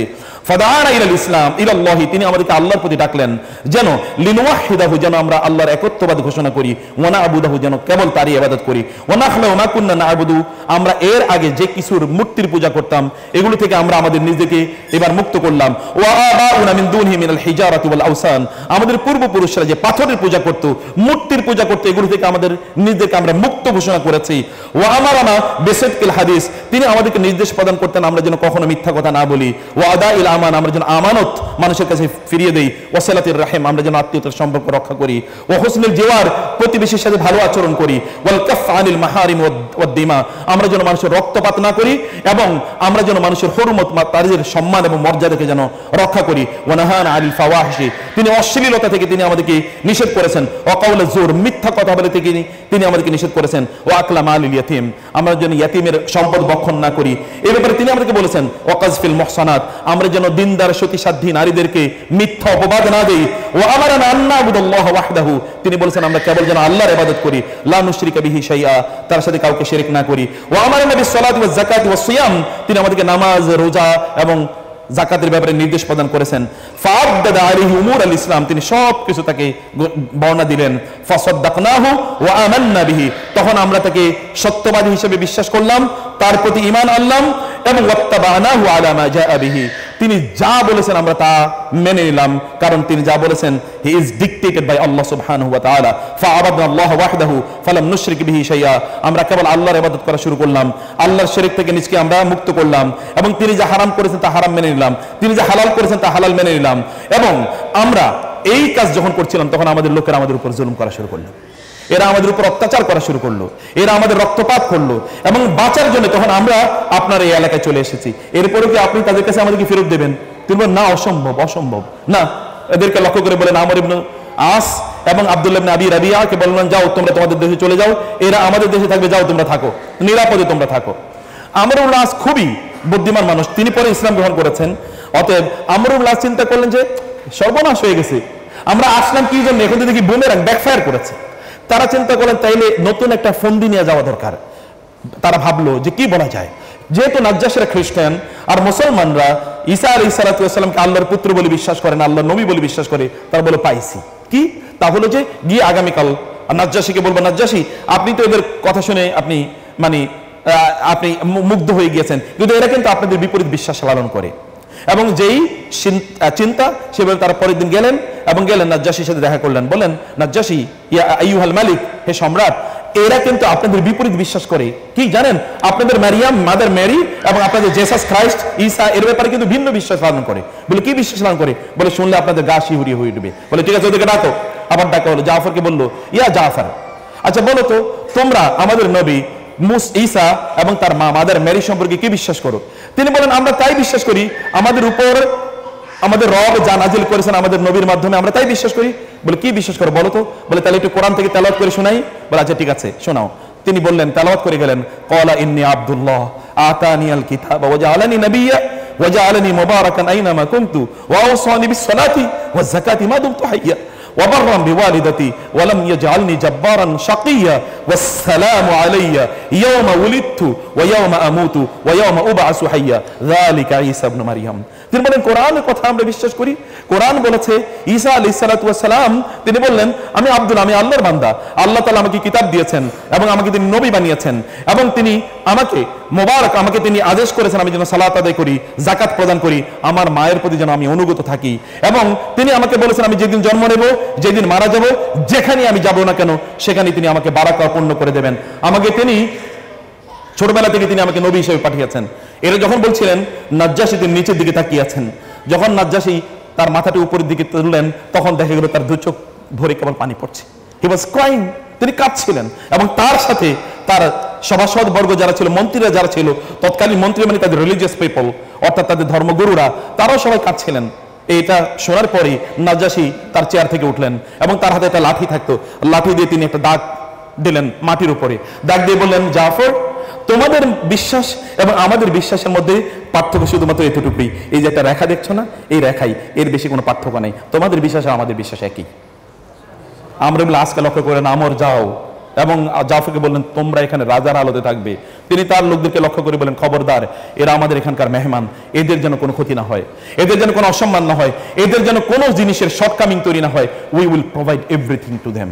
আমরা তোমাদেরকে নিরাপত্তা দিলাম, তোমাদের যদি কোনো সংকট থাকে আমাকে বলবে, আমরা তোমাদের সংকটগুলো দূর করবো। আমরা আজ দেখলেন যে এটা তো ব্যাকফায়ার করছে, সর্বনাশ হয়ে গেছে। এখানে আমাদের ব্যবসা ছিল, আমরা এসছি, আমাদের উজ্জ্বল চেহারা বা উজ্জ্বল মুখ, আমাদের সম্মান মর্যাদা এগুলো সব ভুলণ্ডিত হয়ে গেছে। তারা ভয়াবহভাবে তারা বিক্ষুব্ধ ফিরে গেল। আবু সুফিয়ান সহ সিদ্ধান্ত নিল করণীয় কি, মুসলমানদের উপর জুলুম এবং অত্যাচার এটা মাত্রা আরো অনেক অনেক বেড়ে গেল। এত বেড়ে গেল যে রাসূলুল্লাহ সাল্লাম সাহাবায়ে কেরামদের অনেককে তার জামাতা উসমান রাদিয়াল্লাহু তাআলা সহ এদেরকে তিনি পাঠিয়ে দিলেন আবিসিনিয়াতে। এমনকি আবু বকর রাদিয়াল্লাহু তাআলা আনহু who was very much inevitable for the society, সমাজে আবু বকরের মতো ব্যক্তির থাকা প্রচন্ড জরুরি ছিল। সে আবু বকর পর্যন্ত মানুষের অত্যাচার থেকে বাঁচতে পারেন নাই। তিনি যাচ্ছিলেন হিজরত করে আবিসিনিয়ার দিকে, ইবনু দাগিনার সাথে দেখা হলো। ইবনু দাগিনা বললেন আবু বকর আইনা তাযহাব, কোথায় যান? তিনি বললেন আমি তোমার জাতির অত্যাচার এখানে থাকতে পারছি না, আমি চলে যাচ্ছি, অন্য দেশে চলে যাচ্ছি। তিনি বলেন মিসলুকা লা ইয়াখরুজু ওয়া লা ইউখরাজ, আবু বকর আপনার মতো মানুষ এই এলাকা থেকে যেতে পারে না, আপনি যে সমাজে থাকবেন ওই সমাজে তো ধ্বংস হয়ে যাবে, অত আপনাকে থাকতে হবে। বলে তোমার জাতি তোমাকে থাকতে দিচ্ছে না, আমি আপনাকে নিরাপত্তা প্রদান করলাম, চলেন আমার সাথে মক্কায়। তিনি মক্কায় নিয়ে আসলেন। আরবের মক্কার সম্ভ্রান্ত লোকেরা, নেতৃস্থানীয় লোকেরা বলল এই আবু বকরকে তো আমরা তাড়িয়ে দিয়েছি, কে তাকে নিয়ে আসলো? ওই যে ইবনু দাগিনা বলল আমি নিয়ে এসেছি আমি। কারণ ইবনু দাগিনা বিশাল বড় একটা বেদুইন ট্রাইবের সে প্রধান চিফটেইন। তিনি যদি বলেন যে আমি কাকে নিরাপত্তা দিয়েছি, আরব এর আর কারো এই মানে সাহস নাই যে এটাকে ডিনাই করবে। ঠিক আছে ইবনু দাগিনা, আপনি যেহেতু আবু বকরকে নিরাপত্তা দিয়েছেন আমাদের কোনো আপত্তি নাই, কিন্তু একটা শর্ত আছে, তা হলো আবু বকর যেন মানুষের কাছে দাঁড়ে দাঁড়িয়ে গিয়ে যেন কোরআন তেলাওয়াত করে মানুষকে যেন দাওয়াত না দেয়। ঠিক আছে, তিনি আবু বকরকে বলেন আবু বকর আপনি এটা রাজি হয়ে যান। আবু বকর বলেন ঠিক আছে আমি রাজি হয়ে গেলাম। আবু বকর রাদিয়াল্লাহু তাআলা চিন্তা করলেন এখন তো আমি তাহলে দাওয়াত দিতে পারছি না। তিনি এবার তার ঘরের সামনে একটা ছোট মাচার মতো তৈরি করলেন, তার ঘরের সামনে। এই মাচায় তিনি বসে থাকেন, জোরে জোরে কোরআন তেলাওয়াত করেন, নামাজ পড়েন। আগে কষ্ট করে তিনি মানুষের কাছে যেতেন কোরআন তেলাওয়াত শোনানোর জন্য, এখন সব লোকেরা ঝাঁক ধরে আবু বকরের কাছে আসে। এখন এখানে এসে বৃদ্ধরা বসে থাকে, শিশুরা বসে থাকে, নারীরা বসে থাকে, যুবকরা বসে থাকে। কিছুক্ষণ পর পর একজন বলে আল্লাহু আকবার আমি মুসলমান হয়ে গেলাম। আবু বকর রাদিয়াল্লাহু তাআলা দেখলেন আমার তো ভালো সময় যাচ্ছে, ওরা চিন্তা করলো এটা সর্বনাশ করে ফেলছি। আগে তার তো সময় যেত বিভিন্ন লোকের কাছে যেতে, এখন লোকেরা তার কাছে আসে মৌমাছির আপনার চাকের মতো। অতএব এটি তো আরো বড় সমস্যা হয়ে যাচ্ছে। আবু বকর রাদিয়াল্লাহু তাআলা আনহুকে তারা এটা বাধা দেওয়া শুরু করলো। আবু বকর রাদিয়াল্লাহু বললেন ইবনু দাগিনা আসলেন তার কাছে, বললেন আপনি তো এটা করতে পারেন, আমি তো আরেক বিপদে পড়েছি, বলে আপনি আপনার প্রোটেকশন উইথড্র করেন, কোনো সমস্যা না, ওরা মেরে ফেললে আমাকে মেরে ফেলুক। এবার তারা চিন্তা করলো যে তাতে তো কোনোভাবে তারা ঠেকাতে পারছে না ইসলামের জয়যাত্রাকে। মানুষ এত বেশি রেভার্ট হচ্ছে, আমির হামজার মধ্যে ইসলাম গ্রহণ করেছেন, ওমর ইবনুল খাত্তাব ইসলাম গ্রহণ করেছেন, এরা ইসলাম গ্রহণ করার কারণে এখন মুসলমানদের শক্তি আগের চেয়ে এখন প্রকাশ্যে ইসলাম প্রচার হচ্ছে, আগে যেটা গোপনে হতো। তারা দেখলেন যে এবার মোহাম্মদকে ফিজিক্যালি অ্যাটাক করতে হবে, তারা তাকে অ্যাটাক করলো এবং ফিজিক্যালি অ্যাটাকের কোনো কোনো পর্যায়ে এরকম হয়েছে যে তার মুখ মাথার উপর ওটের নাড়ি বুড়ি চাপিয়ে দেওয়া হলো এবং তিনি প্রায় তাকে স্ট্যাঙ্গল করে তাকে হত্যা করা হবে, এরকম পরিস্থিতি পর্যন্ত তৈরি হয়েছে। রাসূলুল্লাহ সাল্লাল্লাহু আলাইহি ওয়াসাল্লাম দেখলেন এভাবে তো চলা যায় না, এভাবে দ্বীনে দাওয়াত করা দেওয়া যায় না। আবার লোকেরা কিন্তু ইসলাম গ্রহণ করছে। এর মধ্যে তার গেল রাসূলুল্লাহ সাল্লাল্লাহু আলাইহি ওয়াসাল্লামের চাচা আবু তালেবের কাছে এবং আবু তালেবকে গিয়ে বলল আবু তালেব আপনার ভাতিজা তো আমাদেরকে শেষ করে দিচ্ছে, কি আপনি হয় আপনার ভাতিজা থেকে প্রোটেকশন উইথড্র করেন, আমরা তার সাথে ডিল করব, অথবা আপনি তাকে বলেন সেজন্য দাওয়াতি কাজ বন্ধ করে। আবু তালেব দেখলেন যে সবাই তো একত্রিত হয়ে গেছে, এবার আর কিছু করা যাচ্ছে না। তিনি ভাতিজাকে ডাকলেন, রাসূল সাল্লাল্লাহু আলাইহি ওয়াসাল্লামকে ডাকলেন এবং বললেন, ইয়া মুহাম্মদ, তুমি এটা বন্ধ করো। বলেন, না, আমি এটা বন্ধ করতে পারবো না। আচ্ছা, ওরা এবার আসলো, রাসূল সাল্লাল্লাহু আলাইহি ওয়াসাল্লাম আবু তালেবকে বললো, তাহলে ঠিক আছে, উনি যদি বন্ধ করবেন আমরা তাকে 4টা প্রপোজাল দিই। একটা প্রপোজাল হলো আমরা তাকে রাজা বানাবো, অথবা এখানকার কি নেতা বানাবো, অথবা আমরা তাকে এখানকার সবচেয়ে ধনী বানাবো, অথবা আমরা তাকে আরবের অথবা অনারবেও সবচেয়ে সুন্দরী নারী তাকে আমরা বিয়ে করে দেবো। তারা বাস এর বুঝি বিয়ে পাগল, এটা বিয়ে পাগল, একটা সুন্দরী মেয়ে দিয়ে দিলে বুঝি তিনি এটা থেকে বিরত থাকবেন। অথবা তার যদি কোনো রোগ থাকে তাহলে পৃথিবীর সবচেয়ে সেরা ডাক্তার এনে প্রয়োজন আমরা তার চিকিৎসা করব। তারপরে বলেন তার লাগবে কি, কিন্তু এটা বন্ধ করতে হবে। আবু তালেব রাসূলের কাছে গেলেন, বললেন তারা তো এরকম 4টা প্রপোজাল দিয়েছে। রাসূল সাল্লাল্লাহু আলাইহি ওয়াসাল্লাম বলেন, ইয়া আম্মা, চাচা, ওয়াল্লাহি লা ওয়াদা'ু আশ-শামসা ফি ইয়ামিনি ওয়াল কামারা ফি ইয়াসারি আলা আন আতরুকা হাযাল আমর হাত্তা ইউযহিরাহু আল্লাহ আও আহলাকা আও উহলিকা ফিহি মা তারাকতুহু। আল্লাহর কসম চাচা, ওরা যদি আমার ডান হাতে সূর্য দেয়, বাম হাতে চাঁদ দেয়, এবং তারা বলে যে সূর্য এবং চাঁদ দিয়ে তারা পৃথিবীর সবচেয়ে ধনী, সবচেয়ে সম্ভ্রান্ত, সবচেয়ে মর্যাদাবান মানুষ আমাকে বানিয়ে দেবে, শর্ত একটাই, আমি এই দিন প্রচার প্রত্যাখ্যান ত্যাগ করব। ও আল্লাহর কসম, আমার মৃত্যু হওয়া পর্যন্ত আমি এটা ত্যাগ করব না। আবু তালেব দেখলো ভাতিজার যে স্ট্যামিনা, স্ট্রেংথ, তিনি দেখলেন, ভাতিজা তোমার কাজ তুমি চালিয়ে যাও, আমি তোমার পক্ষে আছি। তোমার কাজ তুমি চালিয়ে যাও, আমি তোমার পক্ষে আছি, কেউ তোমাকে কিছু করতে পারবে না। তাদেরকে কি বলেন, যাও তোমাদের যা করার করো, আমি আমার ভাতিজার পক্ষে আছি, যাও, তার কাজ তাকে করতে দাও। রাসূল ইসলাম তিনি এভাবেই দাওয়াতি কাজ করছিলেন। কিন্তু এর মধ্যে তারা দেখলো যে একে যেহেতু থামানো যায় না, তারা তাকে সোশ্যালি বয়কট করলো। যারা ইসলাম গ্রহণ করেছে, যারা মুহাম্মদ সাল্লাল্লাহু আলাইহি ওয়াসাল্লামকে সাপোর্ট করে, তাদেরকে বয়কট করলো। আবু তালেবের মধ্যে বৃদ্ধ হয়ে গেছেন, রাসূল সাল্লাল্লাহু স্ত্রী খাদিজাতুল কুবরা তিনিও বৃদ্ধা এবং সম্ভ্রান্ত নারী, লাক্সারিয়াস জীবন যাপন করার মতো একজন নারী। এরকম নারীদেরকে তারা সোশ্যালি বয়কট করলো। সোশ্যাল বয়কট মানে তাদের সাথে কোনো ব্যবসা বাণিজ্য হবে না, তাদের সাথে কোনো কথাবার্তা হবে না, তাদের সাথে কোনো বিয়ে শাদী হবে না, সব বন্ধ। রাসূল ইসলাম আপনি যদি মক্কায় গিয়ে থাকেন তাহলে দেখবেন যেই দিকে সাফা এবং মারওয়া পাহাড়, এরপরে দেখবেন ওইখানে এখন বাস স্টেশন করা হয়েছে, ওইখানে জাবালে আবু কোবায়েস আছে, এবং ওই জায়গাটাকে বলে শিয়াবে আবি তালেব। ওই জায়গায় রাসূল ইসলাম 3 বছর ওইখানে কি তিনি সাহাবায়ে কেরামদেরকে নিয়ে এবং বনু আব্দুল মুত্তালিব, রাসূল ইসলাম এবং সাহাবায়ে কেরাম এবং তার আত্মীয় স্বজন পরিবার পর্ব ওইখানে গিয়ে তারা 3 বছরের মতো ওইখানে ছিলেন, সোশ্যালি বয়কটেড। কেউ তাদের সাথে কথা বলে না, কেউ তাদের সাথে ব্যবসা বাণিজ্য করে না, বিয়ে শাদী করে, নো সোশ্যাল এঙ্গেজমেন্ট। 3 বছর এখানে থাকার পর তাদের উপর, এই দুইজনের উপর, আবু তালেব এবং খাদিজাতুল কুবরা, এদের উপর একটা শারীরিক বড় একটা প্রেশার তৈরি হয়েছে। এখান থেকে যখন তারা ফিরে আসেন, মধ্যখানে অনেক লম্বা story, cutting long story short, তারা ফিরে আসার পর এই দুজনই মারা যায়। এই দুজন যখন মারা যায়, রাসূলের একজন হচ্ছে ইন্টারনাল তার জন্য সাপোর্ট, এবং আরেকজন হচ্ছে এক্সটার্নাল সাপোর্ট, প্রোটেকশন। দুই প্রোটেকশন যখন তার থেকে সরে যায়, তখন কুরাইশরা দেখলো এবার তার উপর জুলুম অত্যাচার করা যায়। এবার তার উপর তারা ফিজিক্যালি অ্যাটাক করা শুরু করে দিল। তাকে সামাজিকভাবে ফেরিয়া হিসেবে, মানে সামাজিকভাবে তাকে ঘোষণা করা হলো যে তিনি এখানে কোনো আলোচনা করতে পারবেন না।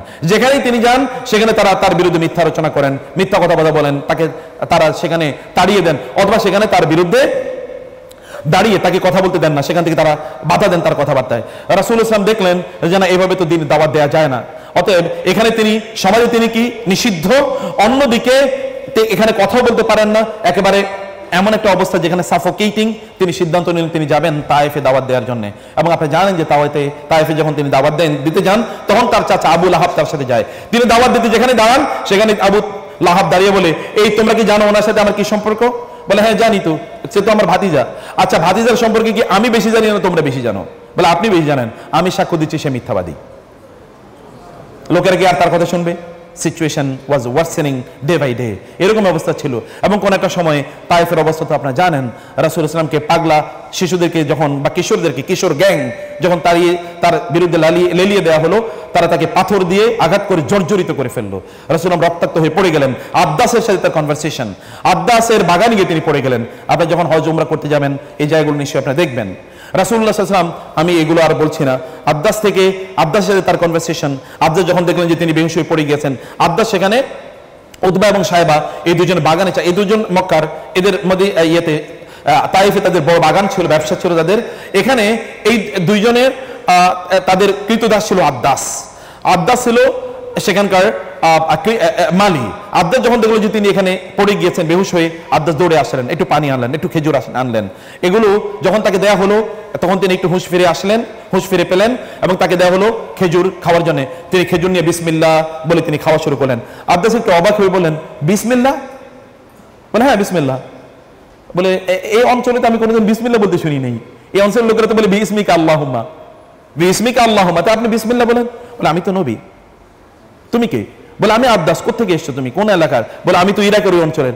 ইরাকের ওই অঞ্চল, ওইখানে তো আমার ভাই ইউনুস বিন মাত্তা, ইউনুস আলাইহিস সালাম জন্ম নিয়েছেন ওইখানে। আপনি ইউনুসকে চেনেন? চিনব না কেন? আমিও নবী, উনিও নবী, আপনি নবী। এবং এই কারণেই তো তার কথার সাথে আপনার কথা মিলে যায়। আমি তো আপনাকেই খুঁজতেছি, আপনি আমাকে মুসলমান বানান না প্লিজ। আমি জানি না, হয়তো বা কনভারসেশন 30 সেকেন্ড চলছে, but within 30 second 30 seconds he was so impressed by the character of the prophet sallallahu alaihi wasallam, he immediately declared his reversion to Islam. ওইখান দেখলো ওই যে উতবা এবং সাহেবা, কি রে এদিকে এর মানে 30 সেকেন্ডে তার ভক্ত হয়ে গেছে। ঘটনা কি? তারা তাকে আব্বাসকে ডাকলো, এই আব্বাস কি করে, এদিকে আসো। আব্বাস চলে গেলেন, কিন্তু আব্বাসের মনোযোগে তো বিশাল বিপ্লব শুরু হয়ে গিয়েছে। আব্বাস বুঝতে পারলেন যে না, আমি তো তাকেই খুঁজতেছি। রাসূলুল্লাহ সাল্লাল্লাহু আলাইহি ওয়াসাল্লাম সেখান থেকে ফিরে আসলেন, তিনি মক্কায়। এর মধ্যে তার স্ত্রী এবং তার চাচা কিন্তু মারা গেছে। তিনি মক্কায় ফিরে আসলেন, এখন আর দাওয়াত দেওয়ার মতো কোনো জায়গা নাই। আল্লাহ সুবহানাহু ওয়া তাআলা বললেন, মুহাম্মদ আপনার জন্য বিশাল গিফট অপেক্ষা করছে। গিফট হলো আল্লাহ সুবহানাহু ওয়া তাআলা ডাকলেন, আপনি আমার সাক্ষাতে আসেন, আপনার সবচেয়ে প্রিয়জন আমি আপনাকে ডেকে নিয়ে আসছি। বোরাক তিনি পাঠিয়ে দিলেন, বোরাকে চড়ে তিনি আল্লাহ সুবহানাহু সাক্ষাতে গেলেন। ইনদা সিদরাতিল মুনতাহা ইনদাহা জান্নাতুল মাওয়া ইয ইয়াগশা সিদরাতা মা ইয়াগশা মা যাগাল বাসর ওয়া মা তাগা লাকাদ রাআ মিন আয়াতি রাব্বিহিল কুবরা। আল্লাহ সুবহানাহু সাক্ষাতে তিনি গেলেন, আল্লাহ সুবহানাহু তাকে গিফট প্রদান করলেন। সেখানে গিফট দিল সূরাতুল বাকারার শেষের 2 আয়াত এবং 50 ওয়াক্ত নামাজ, যেটা পরবর্তীতে যেটাকে কনডেন্স করা হলো, রিডিউস করা হলো 5 ওয়াক্ত নামাজে। এগুলো আল্লাহ সুবহানাহু তাকে গিফট প্রদান করলেন। তিনি চলে আসলেন তিনি মক্কায়, কিন্তু মক্কা দাওয়াতি কাজ এটা কিন্তু খুবই ডিফিকাল্ট হয়ে গিয়েছে। অতএব তিনি এবার নতুন জায়গা খুঁজছেন যেখানে দাওয়াত দেবেন, কারণ মক্কার সবচেয়ে কাছের নিকটের শহর ছিল তায়েফ, সেখানেও তিনি দাওয়াতি কাজ করতে পারছিলেন না। এবার তিনি নতুন জায়গা খুঁজছেন, দায়ী যারা হবেন খেয়াল করুন, তিনি নতুন জায়গা খুঁজছেন কোথায় তিনি দাওয়াতি কাজ করবেন। তিনি মদিনা থেকে বহুত লোক এখানে হজের সিজনে, তখনকার হজ মানে হচ্ছে মূর্তি পূজা, এই সিজনে যারা আসে এরকম অনেকের সাথে গোপনে তিনি দেখা সাক্ষাৎ করছিলেন। অনেকে তার সাথে বায়াতে আকাবায়ের শপথ, মানে আকাবায়ের শপথ গোপনে সাক্ষাৎ করছেন এবং তাদেরকে দাওয়াত দিচ্ছেন। তারা তার কথা শুনে খুবই অবাক। আউস এবং খাজরাজের লোকেরা এর মধ্যে মদিনায় যেহেতু প্রচুর পরিমাণ ইহুদিরা বসবাস করতো, ইহুদিরা সর্বশেষ নবীর ব্যাপারে মদিনায় অনেক কথাবার্তা বলতো যে এরকম একজন নবী আসবে, আমাদেরই বংশ হবে এবং তিনি আমাদেরকে সাপোর্ট করবেন। যখন আউস এবং খাজরাজের লোকেরা দেখলো যে সর্বশেষ নবী অলরেডি চলে এসেছে, আবার ইহুদিদের সাথে তাদের শত্রুতা আছে, তারা চিন্তা করলো ইহুদিরা তাকে অলরেডি তার সাথে চুক্তি করার আগে আমরাই মুসলমান হয়ে যাই। আউস এবং খাজরাজের লোকেরা মুসলমান হয়ে গেল, তার সাথে চুক্তি করলো আপনি যদি মদিনায় আসেন আমাদের জীবন এবং আমাদের সম্পদ দিয়ে আমাদের পরিবারকে প্রয়োজনে কোরবানি করে দেবো আপনাকে প্রোটেকশন দেওয়ার জন্য। রাসূলুল্লাহ সাল্লাল্লাহু আলাইহি ওয়াসাল্লাম দেখলেন মদিনা নতুন জায়গা তার জন্য তৈরি হয়েছে। তার সাথে মুসাব ইবনে উমাইর, এই যে আপনাদের মতো বয়সী মুসাব ইবনে উমাইর, মক্কার সবচেয়ে সম্ভ্রান্ত ইয়াং ম্যান, যুবক, যার জামা কাপড় মক্কা থেকে কেনা হতো না, সিরিয়া থেকে কিনে নিয়ে আসা হতো, যিনি মক্কার এত দামি সুগন্ধি ব্যবহার করতেন যে ওই সুগন্ধি কেউ ব্যবহার করে চিন্তাই করতে পারতো না। মুসাব ইবনে উমাইরের সাথে কারো মানে একটু যোগাযোগ আছে। এখনকার যুগে যেমন আপনি সেলফি তোলার জন্য হয়তো 10,000 লোক দাঁড়িয়ে আছে, মুসাব ইবনে উমাইর একটা সেলফি তুলবে, ফেসবুকে দেবে, ওনার সাথে ওই দিন সেলফি তুলেছি, অথবা যখন গল্প করবে উনি তো আমার বন্ধু, ওনার সাথে একসাথে খাইছিলাম, একদিন চা খেয়েছি, অথবা রাস্তায় হাঁটার সময় ওনার সাথে একদিন দেখা হয়েছিল। He was of this credential, এইরকম ব্যক্তিত্ব সম্পন্ন মুসাব ইবনে উমাইরকে তিনি পাঠিয়ে দিলেন মদিনায়, যাও তুমি মদিনাকে উর্বর করো, দাওয়াতে আমি সেখানে চলে যেতে চাই। মদিনা মুসাব ইবনে উমাইর গেলেন, তিনি সেখানে লোকজনকে দাওয়াত দিচ্ছিলেন, লোকেরা ইসলাম গ্রহণ করছে, ইসলাম গ্রহণ করছে। রাসূলুল্লাহ সাল্লাল্লাহু আলাইহি ওয়াসাল্লামকে আল্লাহ সুবহানাহু ওয়া তাআলা নির্দেশ প্রদান করলেন আপনি মদিনায় চলে যান। মদিনায় তিনি যাচ্ছিলেন, আপনারা জানেন প্রতিমধ্যে অনেক ঘটনা ঘটেছে, তাকে পেছন থেকে অনেকেই তুলে নিয়ে আসার জন্য চেষ্টা করেছেন। মদিনায় তিনি গিয়েছেন, মদিনায় গিয়ে তিনি শান্তিতে থাকতে পারেন নাই। 1, 2, 3, 4, 5 এরকম বহুগুলো যুদ্ধ তার উপর চাপিয়ে দেওয়া হয়েছে। বদরের যুদ্ধ, উহুদের যুদ্ধ, খন্দকের যুদ্ধ, হুদাইবিয়া সন্ধি, মক্কা বিজয়, একটার পর একটা তার উপর চাপিয়ে দেওয়া হয়েছে। তিনি শান্তিতে থাকতে পারলেন না। সর্বশেষ মক্কা বিজয় যখন হলো, মক্কা বিজয়ের পর মোটামুটি ইন্টারনাল শত্রুরা শেষ, এবার এক্সটার্নাল শত্রুরা রয়ে গেছে, যারা মুতার যুদ্ধ অথবা তাবুকের যুদ্ধের মাধ্যমে পরবর্তীতে সেই শত্রুদের সাথেও রাসূল ইসলামের মিলিটারি মানে এঙ্গেজমেন্ট হবে, সেটি আরো পরের বিষয়। রাসূলুল্লাহ সাল্লাল্লাহু আলাইহি ওয়াসাল্লাম মদিনায় গেলেন, তিনি সেখানে 10 বছর থাকলেন। 10 বছরে তিনি এমন একটা সোসাইটি, এমন একটা সমাজ, এমন একটা পলিটিক্যাল এলিট তিনি তৈরি করলেন, যেই এলিটের ছোঁয়া এসে আপনাদের এই যে অডিটোরিয়াম পর্যন্ত পৌঁছেছে। এই যে আপনারা মুসলমান না, এই মুসলমান ওই যে 10 বছরের সাধনা, ওই যে 10 বছর এখানে যে কিছু মানুষকে তিনি বানিয়েছেন, ওই 10 বছরের সাধনা রাসূলুল্লাহ সাল্লাল্লাহু আলাইহি সাল্লাম তিনি এটাই করেছেন।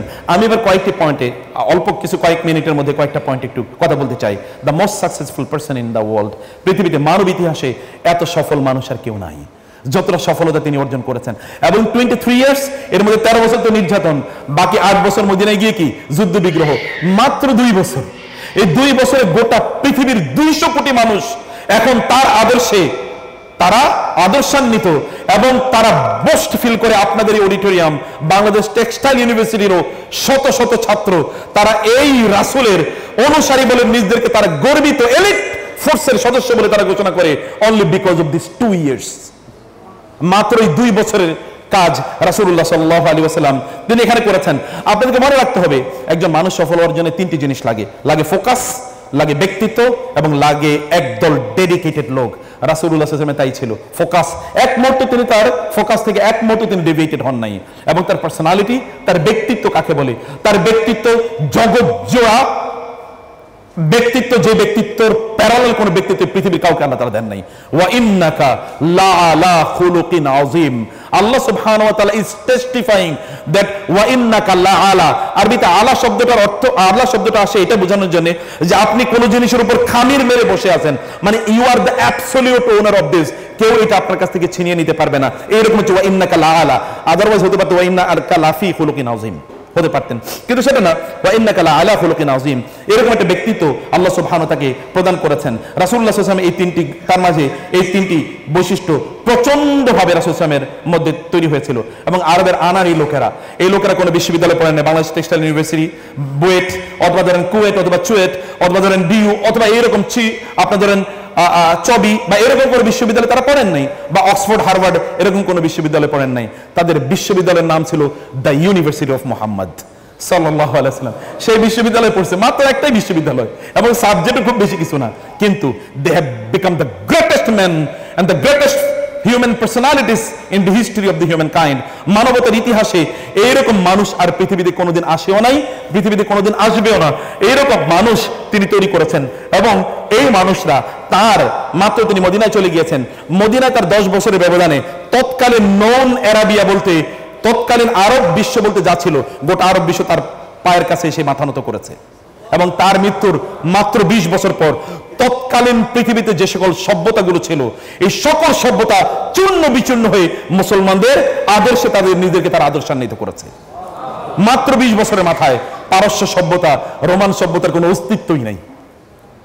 পারস্য আজ পর্যন্ত অস্তিত্বই আসে নাই, রোমানরা আজ পর্যন্ত অস্তিত্ব আসে নাই, ইউরোপে ওই জায়গায় আছে, কিন্তু তিনি যতটুকু জায়গায় 1500 বছর আগে যতটুকু জায়গা তার লোকেরা গিয়ে ওইখানে তার আদর্শ প্রচার করেছে, ওই জায়গাগুলো এখনো সবুজ হয়ে আছে, এখনো সবুজ হয়ে আছে। মাত্র ওই যে বললাম অল্প কয়েকদিনের ব্যবধানে এইরকম পার্সোনালিটি, এইরকম ব্যক্তিত্ব পৃথিবীতে কোথাও আসেনি, বা এইরকম সফলতা পৃথিবীর কোনো মানুষ কখনোই দেখেনি। আপনি যদি খ্রিস্টান ওয়ার্ল্ডের কথা বলেন, তাইলে সেন্ট অগাস্টাইন, মানে তৎকালীন রোমান সম্রাট, খ্রিস্টান হয়ে যাওয়ার পর সে বাধ্যতামূলক বলে দিয়েছে, আমার রাষ্ট্রে যারা বসবাস করে তাদের আদর্শ একটাই, হলো খ্রিস্টান ধর্ম, এটা ছাড়া হতেই পারবে না। এই জন্য বহু ইহুদিকে তারা কচুকাটা করেছে। কিন্তু মুসলমানরা এই ভারত বিশ্ব প্রায় 800 বছর শাসন করেছে, কিন্তু এখন এখানে অমুসলিমদের সংখ্যা বেশি। অতএব মুসলিমরা তারা কেবলমাত্র এই বৈশিষ্ট্যের উপর ভিত্তি করেই এটা তারা স্থাপন করেছে। মাইকেল এইচ হার্টের দ্য হান্ড্রেডস এই বইটি আপনারা পড়েছেন, তিনি বলেছেন, my choice of Mohammad to lead the list of the world's most influential persons may surprise my readers and may be questioned by others, but he was the only man in the history who was supremely successful on both the secular and the religious level. আমি Mohammad সাল্লাল্লাহু আলাইহি ওয়াসাল্লামকে আমার 100 মানুষের লিস্টে 1 নম্বরে রেখেছি, 2 নম্বরে পর্যন্ত আইজাক নিউটনকে রেখেছে। আইজাক নিউটন এবং মোহাম্মদ সাল্লাল্লাহু আলাইহি ওয়াসাল্লামের মধ্যে পার্থক্য হলো, মোহাম্মদ সাল্লাল্লাহু আলাইহি ওয়াসাল্লামকে যদি 1 কোটি দেওয়া লাগে, তাহলে আইজাক নিউটনকে 1 দিতে আপনার কষ্ট হবে, 1 নাম্বার। পার্থক্য লেভেলটা এরকম, মানে যিনি ফার্স্ট এবং যিনি সেকেন্ড তার মধ্যে পার্থক্য লেভেলটা এতটুকু। এবং তিনি বলেছেন মুহাম্মদ সাল্লাল্লাহু আলাইহি ওয়াসাল্লাম সেকুলার, অর্থাৎ দুনিয়ার দৃষ্টিতে এবং ধর্মের দৃষ্টিতে তার মতো সুপ্রিমলি সাকসেসফুল আর কেউ নাই। এই কারণে আমি গবেষণা করে আমি তাকে, মুহাম্মদ সাল্লাল্লাহু আলাইহি ওয়াসাল্লামকে এই পৃথিবীর সবচেয়ে সফল মানুষ হিসেবে আমি ঘোষণা করেছি। আপনারা যদি সফলতা অর্জন করতে চান, you will have to come to the life of the prophet সাল্লাল্লাহু আলাইহি ওয়াসাল্লাম, স্টাডি হিজ লাইফ, তার জীবনটা আপনাকে পড়তে হবে, and his life is to be reflected in your life. আপনার পরে যে বিষয় বলতে চাই, focus of the world's attention. রাসূলুল্লাহ সাল্লাল্লাহু আলাইহি ওয়াসাল্লাম গোটা পৃথিবীর সকল অ্যাটেনশন। আপনি দেখবেন এই যে যেমন যারা যারা স্টেজ পারফরমেন্স করেন, আপনি জানেন যে সকলে যে এখানে সকল লাইট কোথায় বলেন তো, সব স্টেজে। কিন্তু এই স্টেজকে কেন্দ্র করে পারফর্মার যিনি বা সেন্ট্রাল কাস্ট যিনি, তাকে কেন্দ্র করে কিন্তু সকল লাইট কি অ্যাটেনশন দেওয়া হয়। গোটা পৃথিবীর সকল লাইট, সকল ক্যামেরা কেবল একটা মানুষকে ধরে রয়েছে, তার নাম হচ্ছে মুহাম্মদুর রাসূলুল্লাহ সাল্লাল্লাহু আলাইহি ওয়াসাল্লাম। গোটা পৃথিবীর সকল লাইট, সকল ক্যামেরা কেবল তাকে ফোকাস করে আছে। এইরকম মানুষ এই পৃথিবীতে আর কোনোদিন তৈরি হয় নাই, আর কোনোদিন তৈরি হবেও না। এমন একটি অবস্থা হয়েছে যে তিনি হয়ে উঠলেন মানুষের চিন্তা চেতনা, মানুষের গবেষণা, মানুষের আলোচনা ইত্যাদি সবকিছুর কেন্দ্রবিন্দু তিনি হয়ে গিয়েছেন। এমন কোনো দিক নাই যেই দিকে তার অভূতপূর্ব পাণ্ডিত্য হয় নাই। আপনি মানবতার ইতিহাসে এরকম কোন স্টোরি মুভমেন্ট দেখবেন না যে কেবলমাত্র তিনি কি বলেছেন এইটাকে কালেকশন করার জন্য এইরকম মুভমেন্ট মানবতার ইতিহাসে কোনোদিন ঘটে নাই। এটা কি কালেকশন বলেন তো? এটা হল হাদিস কালেকশন। হাদিস কালেকশন, হাদিস আসলে কি? His statements, his sayings, his actions and his approvals. তিনি কি বলেছেন, তিনি কি করেছেন এবং তিনি কি অনুমোদন দিয়েছেন, এইটা শোনার জন্য, এটা জানার জন্য পৃথিবীতে 300-400 বছর পর্যন্ত, এখনো পর্যন্ত পৃথিবীতে সবচেয়ে গুরুত্বপূর্ণ সাবজেক্টের মধ্যে একটা সাবজেক্ট হলো কি হাদিস। হাদিসটা কি?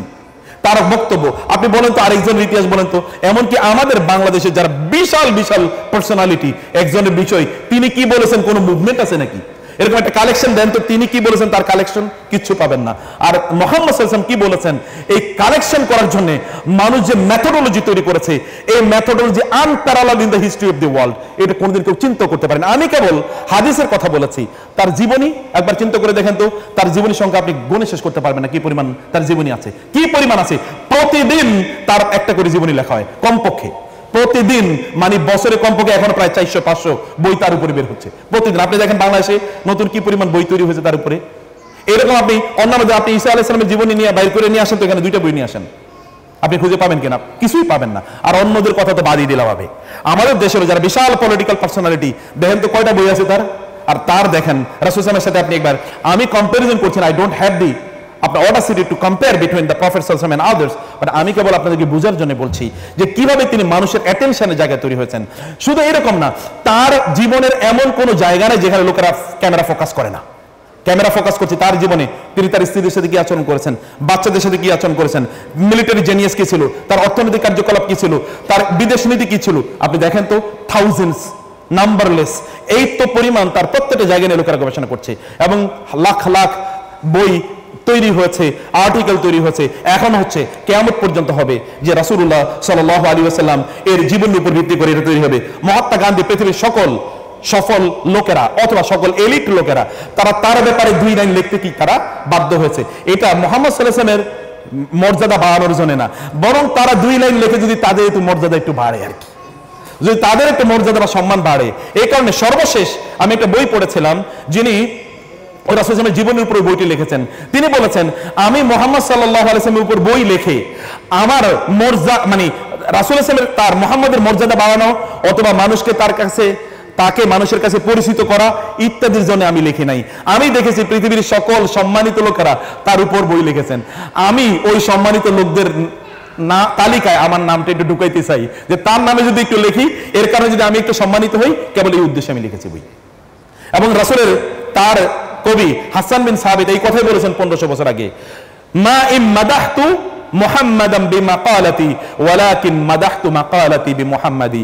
আমি যখন মুহাম্মদের নামে কবিতা লিখি সাল্লাল্লাহু আলাইহি ওয়াসাল্লাম, তখন আমি তার প্রশংসা করার জন্য কবিতা লিখি না, বরং তার নাম দিয়ে যদি কবিতাটা লিখি, তাহলে আমার কবিতাটার প্রশংসা করা হলো। অতএব তার কথা বলে আমি একটু প্রশংসিত হতে চাই, আমার শরীর থেকে একটু আতর বের হোক, আমি এই জন্য এটা তার জন্য আতর আমি নতুন করে তৈরি করছি এরকম কিছু না। কারণ ওয়ারাফা'না লাকা যিকরাক, আমি তোমার আপনার স্মরণকে আমি উচ্চকিত করে দিয়েছি। আল্লাহ সুবহানাহু ওয়া তাআলা এই কথা বলেছেন। মহাত্মা গান্ধী বলেছেন, I want to know the best of the life of the one who holds today an undisputed sway over the hearts of millions of mankind. I became more than ever convinced that it was not the sword that owned a place for Islam in those days in the scheme of life. It was the rigid simplicity, the utter self-effacement of the Prophet, the scrupulous regard for praises, his intense devotion to his friends and followers, his intrepidity, his fearlessness, his absolute trust in God and his mission. তিনি বলেছেন, আমি পৃথিবীর সবচেয়ে সফল মানুষের একটু সফল মানুষকে আমি এটা খোঁজ করতে গিয়েছিলাম, আমি দেখেছি এই সফল মানুষের তালিকায় মোহাম্মদ সাল্লাল্লাহু কারণ আমি আসেন সাল্লাল্লাহু আলাইহি ওয়াসাল্লাম। এটা মহাত্মা গান্ধী, যাকে আমাদের দেশে লোকেরা মহাত্মা বলে উল্লেখ করে। রাসূলুল্লাহ সাল্লাল্লাহু আলাইহি ওয়াসাল্লামের চরিত্র, তার জীবনে 4টা দিক। আমি জানি যে I am taking much time, কিন্তু আমি শেষ করে, আচ্ছা কয়টা বাজে, 8:30 বাজে, আচ্ছা সরি। রাসূলুল্লাহ সাল্লাল্লাহু আলাইহি ওয়াসাল্লামের জীবনের 4টা জিনিস মৌলিক, ভালো করে খেয়াল করবেন। আশা করছি এটা পরেও আপনারা শোনার সুযোগ পাবেন ইনশাআল্লাহ। এর মধ্যে একটা হচ্ছে হিস্টোরিসিটি। হিস্টোরিসিটি মানে হচ্ছে ঐতিহাসিকভাবে তার জীবনের প্রত্যেকটি জিনিস প্রমাণিত।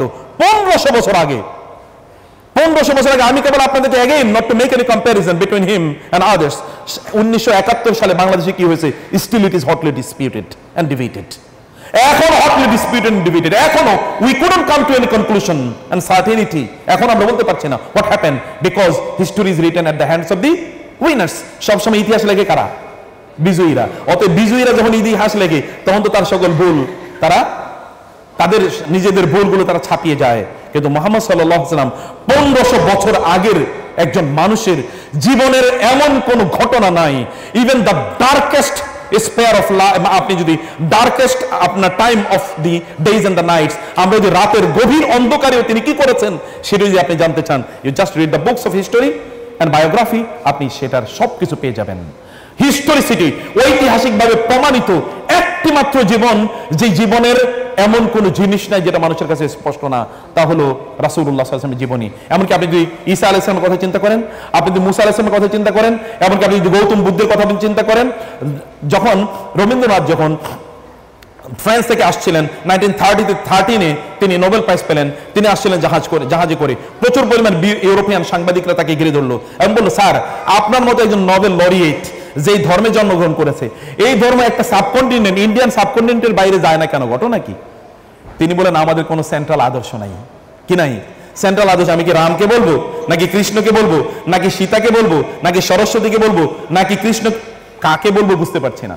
এরকম কোনো ইয়ে নাই। কিন্তু ইসলাম দেখেন তার সেন্ট্রাল লিডারশিপ, মুহাম্মদ সাল্লাল্লাহু আলাইহি ওয়াসাল্লামের কথা চিন্তা করে দেখেন যে তার জীবনের এমন কোন দিক নাই যেই দিকটি মানুষ জানে না, অতএব মানুষ জানে যে তিনি আদর্শ।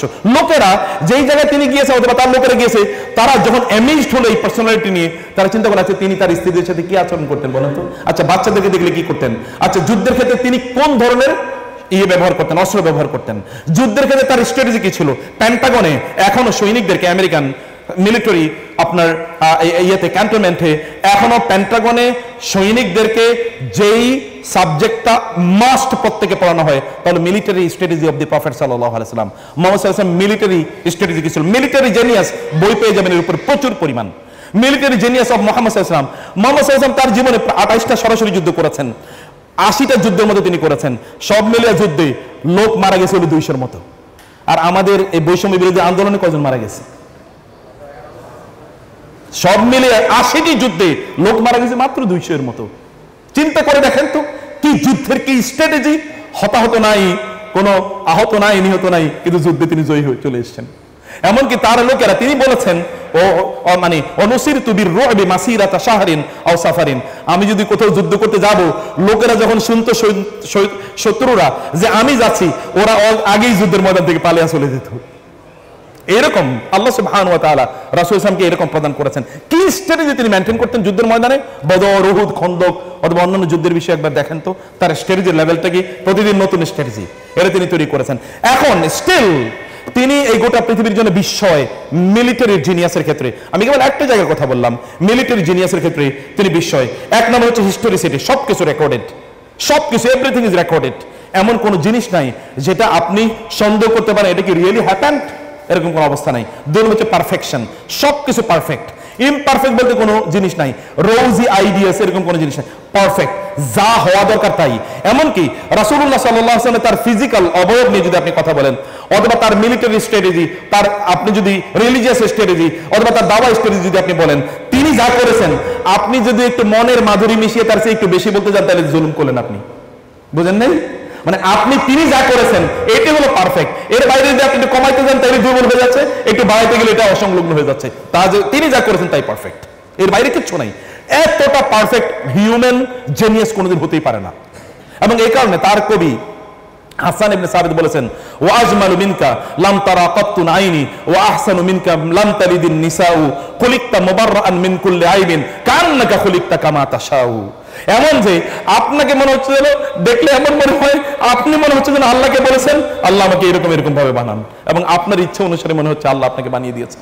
কোনো খুঁত নাই, কোনো ত্রুটি নাই, কোনো খুঁত নাই। আনাস একবার চাঁদের দিকে তাকান, একবার রাসূলের দিকে তাকান এবং কেঁদে উঠে বলেন, ইয়া রাসূল, চাঁদের মধ্যে একটু কালো ভাব দেখা যায়, কিন্তু আপনার মধ্যে কোনো কালো কিছু কোনোদিনই খুঁজে পেলাম না। এইরকম ব্যক্তিত্ব, এইরকম তার যদি ফিজিক্যাল অভাবের কথা বলি এবং তার জীবনের কথা বলি, এইরকম আল্লাহ সুবহানাহু ওয়া তাআলা তাকে প্রদান করেছেন।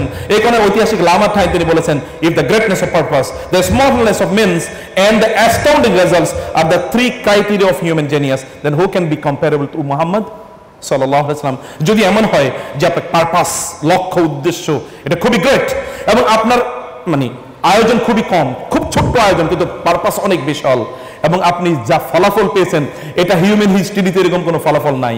যদি মানব ইতিহাসে এরকম কোন জেনিয়াসের খোঁজ আপনাকে পেতে হয় তাহলে মোহাম্মদ সাল্লাল্লাহু আলাইহি ওয়াসাল্লাম আর কেউ নেই এরকম একটা জিনিস। লামাটাইন খ্রিস্টান, ফ্রান্স খ্রিস্টান, কোনোদিন এরা কেবলমাত্র রাসূলুল্লাহ সাল্লাল্লাহু আলাইহি ওয়াসাল্লাম এরা ইসলাম গ্রহণ করে নাই কোনোদিন, কিন্তু রাসূল ইসলামের ব্যাপারে তাদের এরকম কথা ছিল, অতএব পারফেকশন।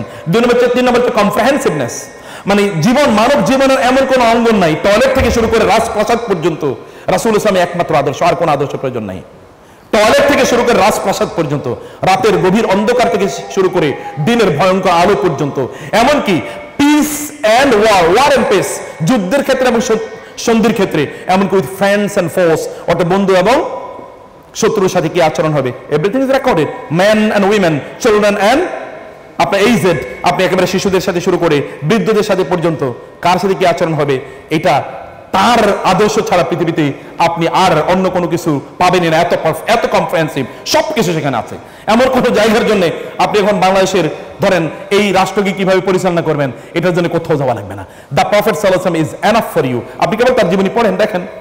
আপনি অর্থনৈতিক ব্যবস্থা তৈরি করতে চান, অন্য দেশের সাথে সম্পর্ক কি হবে আপনি চান, you go to the life of the prophet সাল্লাল্লাহু আলাইহি ওয়াসাল্লাম and you will see, you will get everything. Bertrand Russell এই জন্য এই কথাই বলেছেন যে, I believe that if a man like him were to assume the dictatorship of the modern world, he would succeed in solving the problems in a way that would bring it the much needed peace and happiness. যদি মুহাম্মদ সাল্লাল্লাহু আলাইহি ওয়াসাল্লামকে এই গোটা পৃথিবীর নেতৃত্ব দেওয়া হয় তাইলে গোটা পৃথিবীতে যত প্রবলেম আছে, সমস্যা আছে, এই সমস্যার সমাধান করে মুহূর্তের মধ্যে গোটা পৃথিবীতে তিনি শান্তি এবং সুখ তিনি প্রতিষ্ঠিত করে ছাড়তে পারবেন। মরান, এটা কিন্তু বার্ট্রান্ড রাসেল, আমরা কিন্তু এখনকার কথা বলছি না। George Bernard Shaw, the greatest philosophical genius of the 20th century, 20 শতাব্দীর সবচেয়ে বড় দার্শনিকের বক্তব্য এটা। তিনি তো মুসলমান না, আমি কেবল খ্রিস্টানদের কিছু কথা বলছি। 3 নম্বরে, the closest to him were the most loving to him. মনে রাখবেন, তার সবচেয়ে নিকটবর্তী যারা, তারা সবচেয়ে বেশি ভালোবেসেছে তাকে। সবচেয়ে আপনার দেখবেন যে আপনি খুবই ভালো মানুষ, স্যার তো আছেই। আমার পার্সোনাল কথা বলি, আপনারা তো আমাদের দেখলে মনে হচ্ছে না তো খুবই ভালো কথাবার্তা বলে। আমার বাসায় গিয়ে আমার ওয়াইফের চিন্তা জিজ্ঞেস করে দেখেন উনি কেমন, বলে আমি 1000টা লিস্ট দিতে পারবো ওনার বিরুদ্ধে, 1000 কমপক্ষে। উপরে বোনরা থাকতে পারেন, তাদের সঙ্গে আরো বেশিও হইতে পারে। আনএন্ডিং, এটা কোনো শেষ নাই। এরকম একটা একজন বোন সকালবেলা, ভাই তিনি ঘুম থেকে উঠছেন, এখন স্বামী উঠে বললেন স্ত্রীকে যে চলো একটু হাঁটা আসি। তুমি কি মনে করছো আমি মোটিয়ে গেছি? আচ্ছা ঠিক আছে, তোমার হাঁটার দরকার নেই, তুমি তো একা একাই সবসময় সব কাজ করো।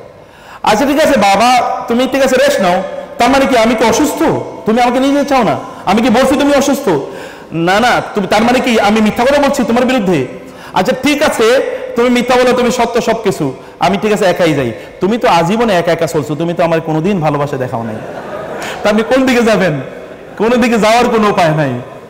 ভলটেয়ার বলেছেন every man is a কমনার to his wife. পৃথিবীর যত বিখ্যাত লোকই হোক না কেন, তারা সবাই কি তার স্ত্রীর কাছে একজন সাধারণ মানুষ। প্রেসিডেন্টের স্ত্রী বলেন নাকি ইয়া প্রেসিডেন্ট কামন, এটা তো বলেন নাই। এ প্রেসিডেন্ট আসেন, বলেন কি এই তুমি আসো, এই তুমি এখানে দাঁড়িয়ে আসো কেন? প্রেসিডেন্টের ধমক দেয় তার স্ত্রী। কিন্তু মুহাম্মদুর রাসূলুল্লাহ সাল্লাল্লাহু আলাইহি ওয়াসাল্লাম তার স্ত্রীরা কোনোদিন তাকে বলেন নাই ইয়া মুহাম্মদ, বলেছেন ইয়া রাসূলুল্লাহ। একমাত্র মানুষ যে তার স্ত্রীরা পর্যন্ত তার নাম নেয় নাই, একমাত্র মানুষ। তার সন্তানরা কোনোদিন বলে নাই আব্বু এদিকে আসেন তো, ফাতেমার জীবনী পড়েন তো, কোনোদিন বলেন নাই ইয়া আবাতি, বলেছেন ইয়া রাসূলুল্লাহ, ইয়া রাসূলুল্লাহ। তার ফুফু সাফিয়া রাদিয়াল্লাহু তাআলা ইসলাম গ্রহণ করেছেন, কোনোদিন বলেন নাই হে ভাতিজা, কোনোদিন বলেন নাই, বলেছেন কি ইয়া রাসূলুল্লাহ, কোনোদিন বলেন নাই ইয়া। এমনকি তার চাচা হামজা রাদিয়াল্লাহু ইসলাম গ্রহণ করেছেন, চাচা শুধু তার চাচাই না, তিনি তার দুধ ভাইও বটে সমসাময়িক, কারণ হামজা রাদিয়াল্লাহু তাআলার সাথে রাসূল সাল্লাল্লাহু আলাইহি ওয়াসাল্লামের বয়সের পার্থক্য হলো 13 দিন বা 14 দিন অথবা 7 দিন, এরকম বলা হয়। একসাথে একই নারীর, ওই যে সুয়াইবার কথা বললাম না, আবু লাহাবের কৃতদাসী, দুইজনে একই ইয়ের দুধ পান করেছেন। আবার এই দুইজনের মায়ের বাড়ি কিন্তু একই জায়গায়, দুইজনের মাই কিন্তু কাজিন, রাসূল সাল্লাল্লাহু আলাইহি ওয়াসাল্লামের তার মা এবং হামজা রাদিয়াল্লাহু তাআলার মা, এই দুজন কিন্তু কাজিন, খালতো বোন, অত বউ দিক থেকে আত্মীয়। এরপরে কোনোদিন আমির হামজা বলেন নাই ইয়া মুহাম্মদ, বলছেন ইয়া রাসূলুল্লাহ। শুধু কি ইয়া রাসূলুল্লাহ, যুদ্ধের ময়দানে দেখেন না কিভাবে শহীদ হয়? এরকম একজন মানুষ, the closest to him or the most respectful of him, তার সবচেয়ে নিকটের লোকেরা তাকে সবচেয়ে বেশি সম্মান করতেন। এটা পৃথিবীর ইতিহাসে নাই এরকম কোন রেকর্ড, এটা পৃথিবীর কোনো ইতিহাসে নাই। অতএব এর মানে হচ্ছে লোকেরা যত দূর থেকে তাকে দেখতে খুবই ভালো, কিন্তু লোকেরা যতই তার কাছে যেত ততই কি তার প্রতি আরো বেশি মুগ্ধ হয়ে পড়তো, যত তার কাছে যেত তত আরো বেশি মুগ্ধ হয়ে যেত। যায়েদ ইবনে হারেসাকে যখন তার বাবা এসে নিয়ে যেতে চাইলেন, তিনি বলেন আমি মুহাম্মদকে রেখে আপনার সাথে যাব। বাবাকে বলতেছেন আমি মুহাম্মদকে রেখে সাল্লাল্লাহু আলাইহি ওয়াসাল্লাম আপনার সাথে যাব, অসম্ভব, তিনি আমার বাবার চেয়ে অনেক বড় বাবা, আমি তার সাথে থাকবো, তিনি আমার বাবার চেয়ে বড় বাবা। আনাস ইবনে মালিকদের কথা চিন্তা করে দেখেন তো, রাসূলের সাথে কেবল 10 বছর, ছোট্ট একটা বালক, 10 বছরের বালক 10 বছর রাসূলের সাথে থাকলেন, বাকি আরো 80 বছর বেঁচেছিলেন। ওই 80 বছর কেবল ওই রাসূলের কথাই তিনি বলেছেন, এর বাইরে কোনো কিছুই নাই, ওইটাই কেবল, ওইটা বলেন আর কাঁদেন। এইরকম তিনি তার কাছে এসেছেন, তো তার প্রতি মুগ্ধ হন নাই, এরকম কখনোই হয় নাই। তার শত্রুরা তার কাছে এসেছে কিন্তু বন্ধু হয়ে গিয়েছে। ওমর ইবনে ওয়াহাব এবং তার বন্ধু, এরা দুইজন তারা সিদ্ধান্ত নিল রাসূলুল্লাহ সাল্লাল্লাহু আলাইহি ওয়াসাল্লামকে তারা হত্যা করবে। ওমর এবং সফওয়ান ইবনে উমাইয়া, কারণ এই দুজনের বাবা বদরের যুদ্ধে মারা গিয়েছে, তারা রাসূলকে হত্যা করবে, তারা সিদ্ধান্ত নিল। মানে সফওয়ান ইবনে উমাইয়া তিনি ওমায়েরকে বলেন ওমায়ের তুমি যাও মুহাম্মদকে হত্যা করো, আমার পরিবার পরিজন আছে, নাহলে আমি যেতাম। বলে আমারও তো বাচ্চা কাচ্চা আছে, আবার ঋণও আছে, বলে তোমার ঋণ এবং বাচ্চা কাচ্চা সব দায়িত্ব আমি নিলাম, যাও। ওমায়ের গেলেন মদিনায়, মদিনায় গিয়ে একটা তলোয়ার নিয়ে তিনি ভিতরে, মানে জামার আস্তিনায় তলোয়ার নিয়ে গেলেন। ওমর দেখলেন ওমায়ের যাচ্ছে, ওমায়ের কিন্তু সিংহ পুরুষ। ওমর গিয়ে বলেন ইয়া রাসূলুল্লাহ ওমায়ের ইজ কামিং, রাসূল বলেন আদখিলহু আলাইয়া, নিয়ে আসো। ইয়া রাসূল Umair is coming, he is an enemy, okay তাকে নিয়ে আসো।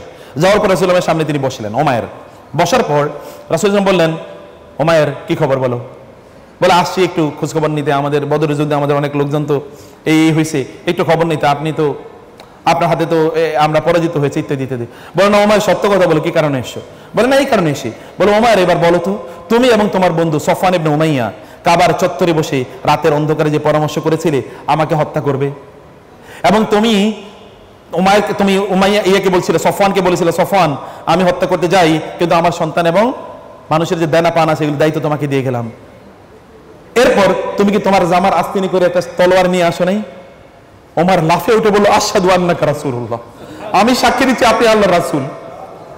কারণ আমরা যখন আলোচনা করেছি পৃথিবীর কোনো লোক ছিল না, আমি এখানে জামার আস্তিনি করে এমন ভাবে তলোয়ার নিয়ে এসেছি কারো জানার কথা না।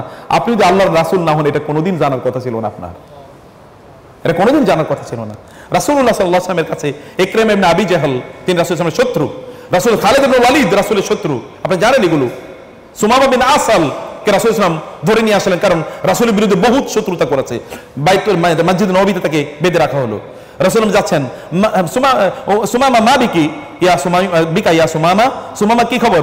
বলে যে ঠিক আছে ভালো, আপনি তো আমার বন্দী করে রাখছেন। তিনি বললেন লোকজনকে গিয়ে বললেন খবরদার সুমামাকে জানো, সে কিন্তু চিফটেইন, আরবের বিখ্যাত একটা গোত্রের প্রধান সে, অতএব সুমামার যেন কোনো কষ্ট না হয়, তার জন্য সবচেয়ে ভালো জামা কাপড়ের ব্যবস্থা করো, সবচেয়ে ভালো খানাদানের ব্যবস্থা করো, সুমামার যেন কোনো কষ্ট না হয়। 2 দিন পরে তিনি বললেন সুমামা কি খবর? বলে হ্যাঁ আপনি তো আমাকে বন্দী করেছেন, আমাকে ছেড়ে দেন, আমি খুব ভালো প্রতিদান দেবো আপনাকে। রাসূল সাল্লাল্লাহু আলাইহি ওয়াসাল্লাম বললেন তোমার প্রতিদান দরকার নাই, যাও তুমি চলে যাও।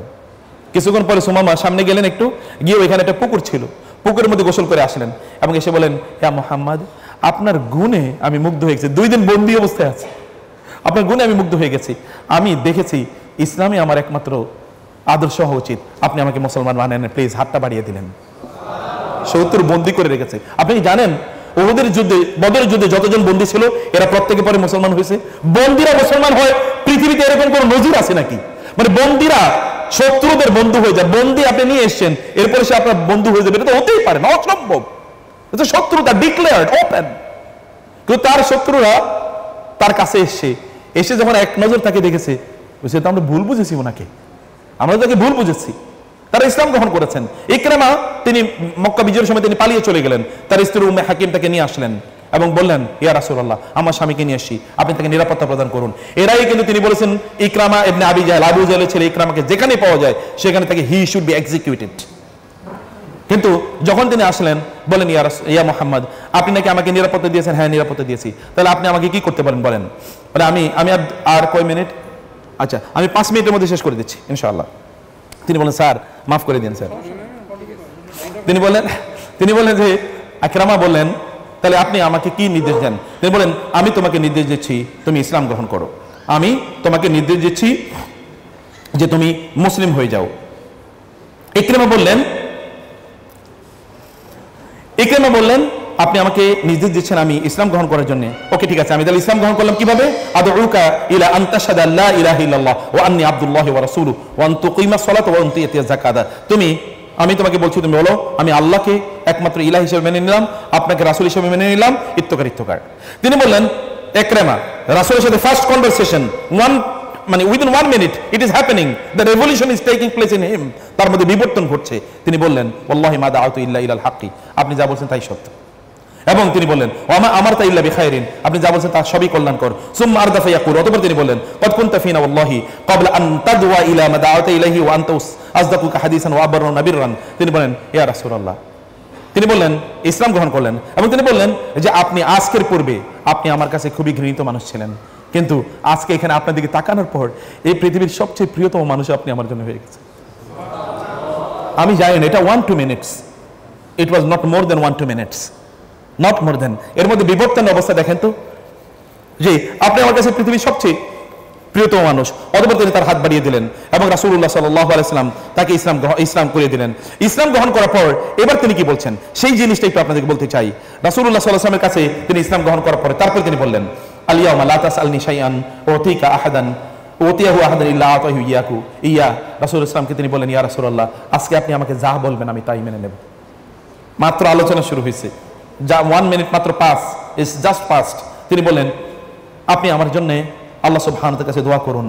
এবং তিনি বললেন, ফাকাল, রাসূল সাল্লাল্লাহু আলাইহি ওয়াসাল্লাম বললেন, হে আল্লাহ তুমি তাকে ক্ষমা করে দাও। রাসূল সাল্লাল্লাহু আলাইহি ওয়াসাল্লাম তার জন্য দোয়া করলেন এবং রাসূলুল্লাহ সাল্লাল্লাহু আলাইহি ওয়াসাল্লাম এই কথা বলার পর তারপরে তিনি এবার রাসূলুল্লাহ সাল্লাল্লাহু আলাইহি ওয়াসাল্লামকে লক্ষ্য করে বললেন, ওয়াল্লাহি ইয়া রাসূলুল্লাহ, হে রাসূল, লা আদাউ নাফাকাতান কুনতু আনফাকতুহা ফি সাদ্দিন আন সাবিলিল্লাহ ইল্লা আনফাকতু দি'ফাহা ফি সাবিলিল্লাহ ওয়ালা কিতালান কাতালতুহু সাদ্দান আন সাবিলিল্লাহ ইল্লা কাতালতু দি'ফাহা ফি সাবিলিল্লাহ।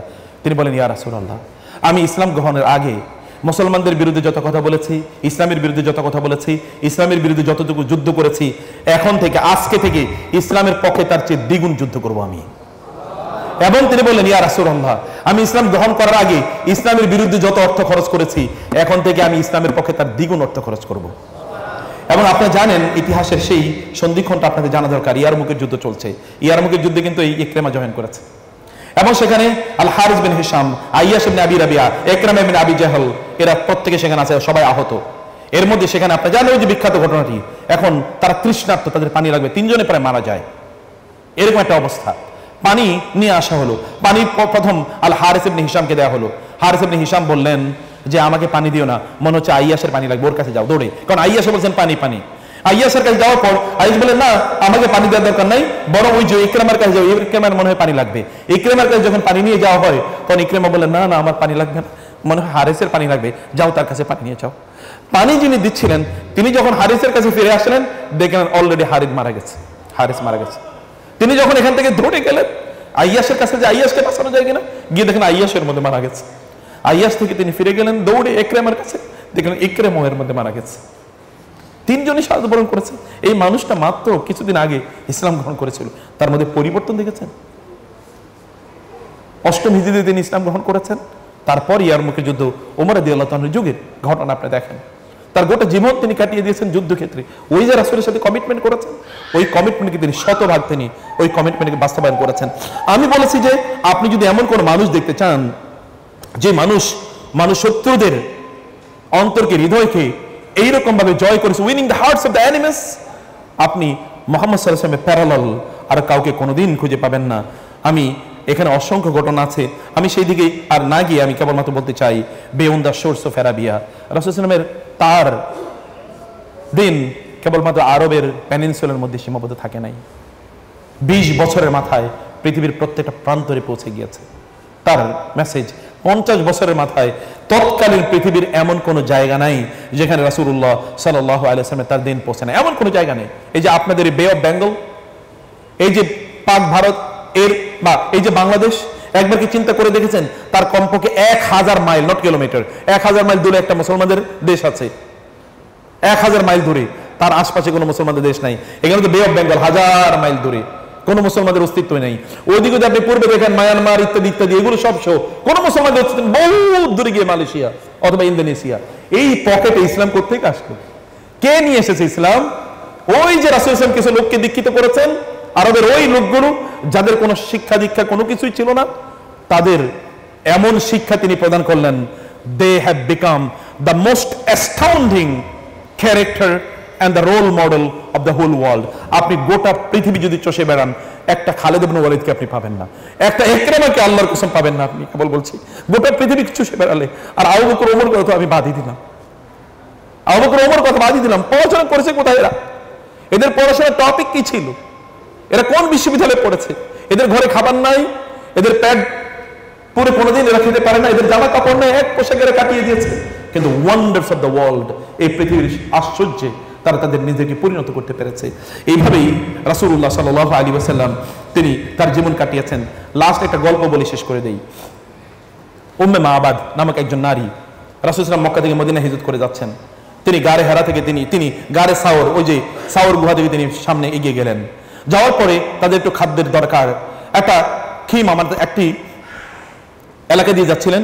ওইখানে একজন বৃদ্ধা নারী, তিনি তার তাবু গেড়ে বসে আছেন, তার বাসাও এখানে। রাসূল তাকে গিয়ে বললেন, আমাদেরকে একটু দুধ দিতে পারবে? আমরা তো নিজেরাই খাইতে পাই না, আপনাকে কোত্থেকে দেব? তার বকরিগুলোর মধ্যে সবচেয়ে দুর্বল একটা বকরি, যে বকরিটা দুধ দিতে পারতো না এবং হাঁটতেও পারে না, এত অসুস্থ, ওইটাকে তিনি তার তাবুর সাথে বেঁধে রেখেছেন।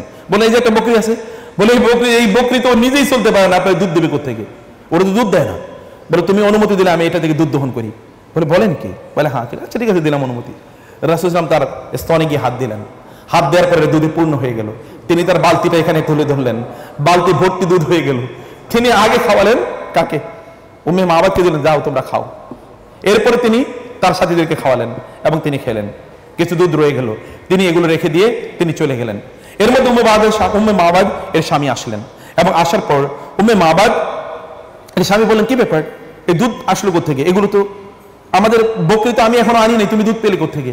তিনি বলেন, এক চমৎকার লোক এই দিক দিয়ে যাচ্ছিলেন, এক অসাধারণ লোক, তিনি এই দিকে যাচ্ছিলেন। তার চমকান রং, তার উজ্জ্বল চেহারা, সুন্দর গঠন, শঠান সোজাও নয় আবার ঝুঁকে পড়াও নয়, অসাধারণ সৌন্দর্যের পাশাপাশি চিত্তাকর্ষক দৈহিক গঠন, সুরমা রাঙ্গা চোখ, লম্বা পলক, ঋজু কণ্ঠস্বর, লম্বা ঘাড়, সাদা কালো চোখ, সুরমা কালো পলক, সূক্ষ্ম এবং পরস্পর সম্পৃক্ত ভ্রু, চমকানো কালো চুল, চুপচাপ থাকার সময় ব্যক্তিত্ব সম্পন্ন, কথা বলার সময় আকর্ষণীয়, দূর থেকে মনে হয় সবচেয়ে উজ্জ্বল এবং সৌন্দর্যপূর্ণ, কাছ থেকে মনে হয় সুদর্শন, মিষ্টি, মধুর ব্যক্তিত্ব সম্পন্ন, প্রকাশভঙ্গি স্পষ্ট, কথা বলেন খুব সংক্ষিপ্ত নয় আবার দীর্ঘায়িত নয়, কথা বলার সময় মনে হয় যেন মুখ থেকে মুক্তা ঝরছে, মাঝারি উচ্চতা সম্পন্ন, বেটেও নয় লম্বা নয়, যা দেখে মনটা খারাপ হয়ে যেতে পারে। সহচররা তাকে ঘিরে যদি কিছু বলেন তাহলে তারা মনোযোগ দিয়ে শোনেন, সহচররা তাকে ঘিরে যদি কিছু বলেন তাহলে তিনি মনোযোগ দিয়ে শোনেন, তিনি কোনো আদেশ করলে তারা ছুটে গিয়ে সে আদেশ পালন করেন। সহচররা তার অত্যন্ত অনুগত এবং তার প্রতি গভীর শ্রদ্ধার মনোভাব পোষণ করেন। কেউ উদ্ধত নয়, দুর্বিনীত নয়, কেউ বাহুল্য কথাও বলেন না। তিনি তার স্বামীকে একটা লম্বা ফিরিস্তে দিলেন একজন ব্যক্তির ব্যাপারে, মাত্র দেখেছেন অল্প কিছুক্ষণের। এবং ইতিহাস বলে উম্মে মাবাদ রাসূলের ব্যাপারে যে বর্ণনা দিয়েছেন, এরকম বর্ণনা আর কেউ কোনোদিন দিতে পারে নাই। এত অসাধারণ একটি বর্ণনা দিলেন। দেওয়ার পর তার স্বামী চিৎকার করে বলে উঠলেন, ওয়াল্লাহি হাযা সাহিবু কুরাইশ, আল্লাহর কসম এই তো কুরাইশদের সেই বন্ধু, কুরাইশদের সেই লোক। লাকাদ হামামতু আন আসহাবাহু, আমি চেয়েছিলাম তার সাথী হব এই সফরে, ওয়ালা আফআলান্না ইন ওয়াজাদতু ইলা যালিকা সাবিলা, কিন্তু তিনি তো চলে গেছেন, আমি তাকে খুঁজে পাবো না, কিন্তু আল্লাহর কসম যখনই আমি সুযোগ পাই আমি তার সাথী হবই হব। ইতিহাস সাক্ষী, তিনি পরবর্তীতে তিনি এবং তার পরিবার ইসলাম গ্রহণ করেন। এই কথা যখন তার স্বামী যখন শুনেন তখন তিনি মর্যাদাপূর্ণ বারাকাপূর্ণ করে দেখ, কারণ আল্লাহ সুবহানাহু ওয়া তাআলা অনুগ্রহ করে উম্মে মাবাদের এই ঘরে মুহাম্মদ সাল্লাল্লাহু আলাইহি ওয়াসাল্লাম এবং তার সাথীদেরকে এখানে এনে অবস্থান করার সুযোগ করে দিয়েছেন। এই কথা যখন হাসান ইবনে সাবিত শুনলেন, তার কবি তিনি বলেন, লাকাদ খাবা কওমুন গাবা আনহুম নাবিয়্যুহুম ওয়া কাদ সুররা মান ইয়াসরি ইলাইহি ওয়া ইয়াহতাদি তারাহহালা আন কওমিন ফাদাল্লাত উকুলুহুম ওয়া হাল্লা আলা কওমিন বিনুরিন মুজাদ্দাদি হাদাহুম বিহি বা'দা আদ-দালালাতি রাব্বুহুম ওয়া আরশাদাহুম মান ইয়াতবা'িল হাক্কা ইয়ারশুদি ওয়া হাল ইয়াস্তাওয়ি দুল্লালু কওমিন تصفه عاما وهدى يهتدون بمهتدي لقد نزلت منه على أهل يثرب نزلت منه على أهل يثرب ركاب هدى حلت عليهم بأسعاد نبي يرى ما لا يرى الناس حوله ويتلو كتاب الله في كل مشهد وإن قال في يوم مقالة غائم فتصديقها في اليوم أو في ضحى غد ليهني أبا بكر سعادة جده بصحبته من يسعد الله يسعدي। তিনি বললেন ওই জাতি তো ধ্বংস হয়ে যাবেই যেই জাতি থেকে তাদের নবী চলে গিয়েছে, এবং যেই জাতির কাছে নবী গিয়ে উপস্থিত হলেন তারা কতটা সৌভাগ্যবান এবং তারা কতটা হেদায়েত প্রাপ্ত। যেই জাতি থেকে তাদের নবী চলে গিয়েছে তারা তো পথভ্রষ্ট এবং তাদের মন মগজ এবং তাদের বিবেক এগুলো সব ধ্বংস হয়ে গিয়েছে। আর যেই জাতির কাছে নবী গেলেন নতুন আলো নিয়ে, সেই জাতিটা কত না সৌভাগ্যবান। তিনি তাদেরকে তাদের রব, তারা পথভ্রষ্ট ছিলেন, তার মাধ্যমে তিনি তাদেরকে হেদায়েত প্রদান করেছেন, এবং তার হেদায়েত যারা অনুসরণ করবে তারা সকলেই সঠিক পথে চলবে। যে সকল লোকেরা তারা পথভ্রষ্ট হয়ে গিয়েছে এবং এর মাধ্যমে তারা নির্বোধ, আর যে সকল লোকের হেদায়েত পেয়েছে তারা কি কোনোদিন এক সমান হতে পারে? তিনি বলছেন লাকাদ নাযালাত মিনহু আলা আহলি ইয়াসরিবা রিকাবু হুদা, এই হেদায়েতের এই বাহকের সাথে যারা সহযাত্রী ছিলেন তারা যেই অঞ্চলে গিয়ে পৌঁছেছেন ওই অঞ্চলের সকল লোকেরা পৃথিবীর সবচেয়ে সৌভাগ্যবান। তিনি বলেন ইনি নবী যিনি এমন কিছু দেখেন তার চারপাশে যা অন্য কেউ দেখতে পায় না, এবং তিনি প্রত্যেকটা অবস্থায় আল্লাহ সুবহানাহু ওয়া তাআলার কিতাব তিনি পাঠ করেন। তিনি আজকে যে কথা বলেন সেই কথার বাস্তবায়ন হয় কালকে হবে অথবা পরশু ঘটবেই। এবং তিনি বললেন আবু বকর এর উপর আল্লাহ তাআলা রহম করুন, নিশ্চয়ই তার পূর্বপুরুষরা একটা ভালো কাজ করেছিল, এই কারণে তিনি মুহাম্মদ রাসূলুল্লাহ সাল্লাল্লাহু আলাইহি ওয়াসাল্লামের এই সফরের সহযাত্রী হতে পেরেছেন। এই কারণে আল্লাহ সুবহানাহু ওয়া তাআলা তাকে এই মর্যাদা প্রদান করেছেন। সম্মানিত ভাইয়েরা এবং বোনেরা, বন্ধুরা আমার, আমি শেষ করে দিলাম এই কথা বলে, কেবল আমি আপনাদেরকে বলবো এই যে পরম বন্ধু আপনাদের তার সাথী হন, এই পরম বন্ধুর সাথী হন, তার সাথে চলুন, তার সাথে একসাথে চলুন, দেখবেন জীবনটা সত্যিকার অর্থেই you will get the meaning, understand the meaning and the purpose of this life. আপনার জীবনের সত্যিকার অর্থ আপনি খুঁজে পাবেন, সত্যিকার অর্থ আপনি খুঁজে পাবেন। তার কাছে আসুন, তাকে চিনুন, তাকে জানুন, তার সাথে সময় ব্যয় করুন। কিছু সময় তার সাথে ব্যয় করেন না, দেখেন না আপনি আল্লাহর সৃষ্টির সেরা ব্যক্তিত্বের সাথে আপনি সময় কাটালেন। আল্লাহর সৃষ্টির যার প্রত্যেকটা কাজ, তার এই দুই হাত, তার এই যে আঙ্গুল, এমন একটা আঙ্গুল, আঙ্গুলে দিয়ে তিনি কেবল ইশারা দিলেন, আঙ্গুল দিয়ে তিনি ইশারা দিলেন চাঁদের দিকে, এই চাঁদ দ্বিখণ্ডিত হয়ে গেছে। একটা মাত্র আঙ্গুল, একটা আঙ্গুল যদি চাঁদকে দ্বিখণ্ডিত করে দিতে পারে তাহলে তার গোটা জীবনটা কি করতে পারে চিন্তা করে দেখেন তো। একটা আঙ্গুলের যদি এতটা ক্ষমতা থাকে তাহলে তার গোটা জীবনের ক্ষমতাটার লেভেলটা চিন্তা করে দেখেন। তিনি এমন, সেই মানুষের কাছে আসলে আপনি কেবল মিরাকল দেখতে পাবেন, চারিদিকে কেবল মুজিজা দেখতে পাবেন। You will see that the miracles are happening around you if you can become his associate and companion. আপনি হতে পারে ফিজিক্যালি তার কম্পেনিয়ন হতে পারবেন না, কিন্তু you can become spiritually, আপনি স্পিরিচুয়াল হতে পারেন। That option is open. আল্লাহ সুবহানাহু ওয়া তাআলা আমাদেরকে সত্যিকার অর্থে তার সাথী হওয়ার তৌফিক দান করুন। Thank you very much for your patient hearing. রাসূলুল্লাহ ইসলামের কথা বলে আমি তার সম্মান বা মর্যাদা বাড়াতে পারবো না, কিন্তু আমি কমপক্ষে তাকে যে ভালোবাসি এটা আপনাদের কাছে আমি প্রকাশ করে গেলাম। কিয়ামতের দিন যেন এটা আমার পক্ষে একটা সাক্ষী হয়ে দাঁড়ায় যে কোনো একদিন বাংলাদেশ টেক্সটাইল ইউনিভার্সিটিতে আমি আমার ভালোবাসা দিয়ে আমার রাসূলের ব্যাপারে কিছু কথা আপনাদেরকে বলেছি। এটা that will be my achievement and that will be my success. আমিও আপনাদেরকে সেই সফলতার ভাগিদার করতে চাই এবং আপনার ভাগিদার হন, সেই কথা আমি বলতে চাই। Sir, sorry sir, thank you very much. এরকম একটা অসাধারণ সময় আপনার দেওয়ার কারণে আমি খুবই কৃতজ্ঞ আপনাদের কাছে। স্যার, আপনার কাছে অনেক কৃতজ্ঞ। আমি আসলে I love to be among the young men and women. আমি ইয়াংদের সামনে থাকতে খুবই ভালোবাসি। জাযাকাল্লাহ খায়র স্যার, অনেক অনেক ধন্যবাদ। বারাকাল্লাহ ফিকুম। হাযা ওয়া সাল্লাল্লাহু সুবহানাহু ওয়া তাআলা নবিয়ানা মুহাম্মদ ওয়া আলিহি ওয়া সাহবিহি আজমাইন। সুবহানাকা আল্লাহুম্মা ওয়া বিহামদিক আশহাদু আল্লা ইলাহা ইল্লা আনতা আস্তাগফিরুকা ওয়া আতুবু ইলাইক। ওয়াসসালামু আলাইকুম ওয়া রাহমাতুল্লাহি ওয়া বারাকাতুহু।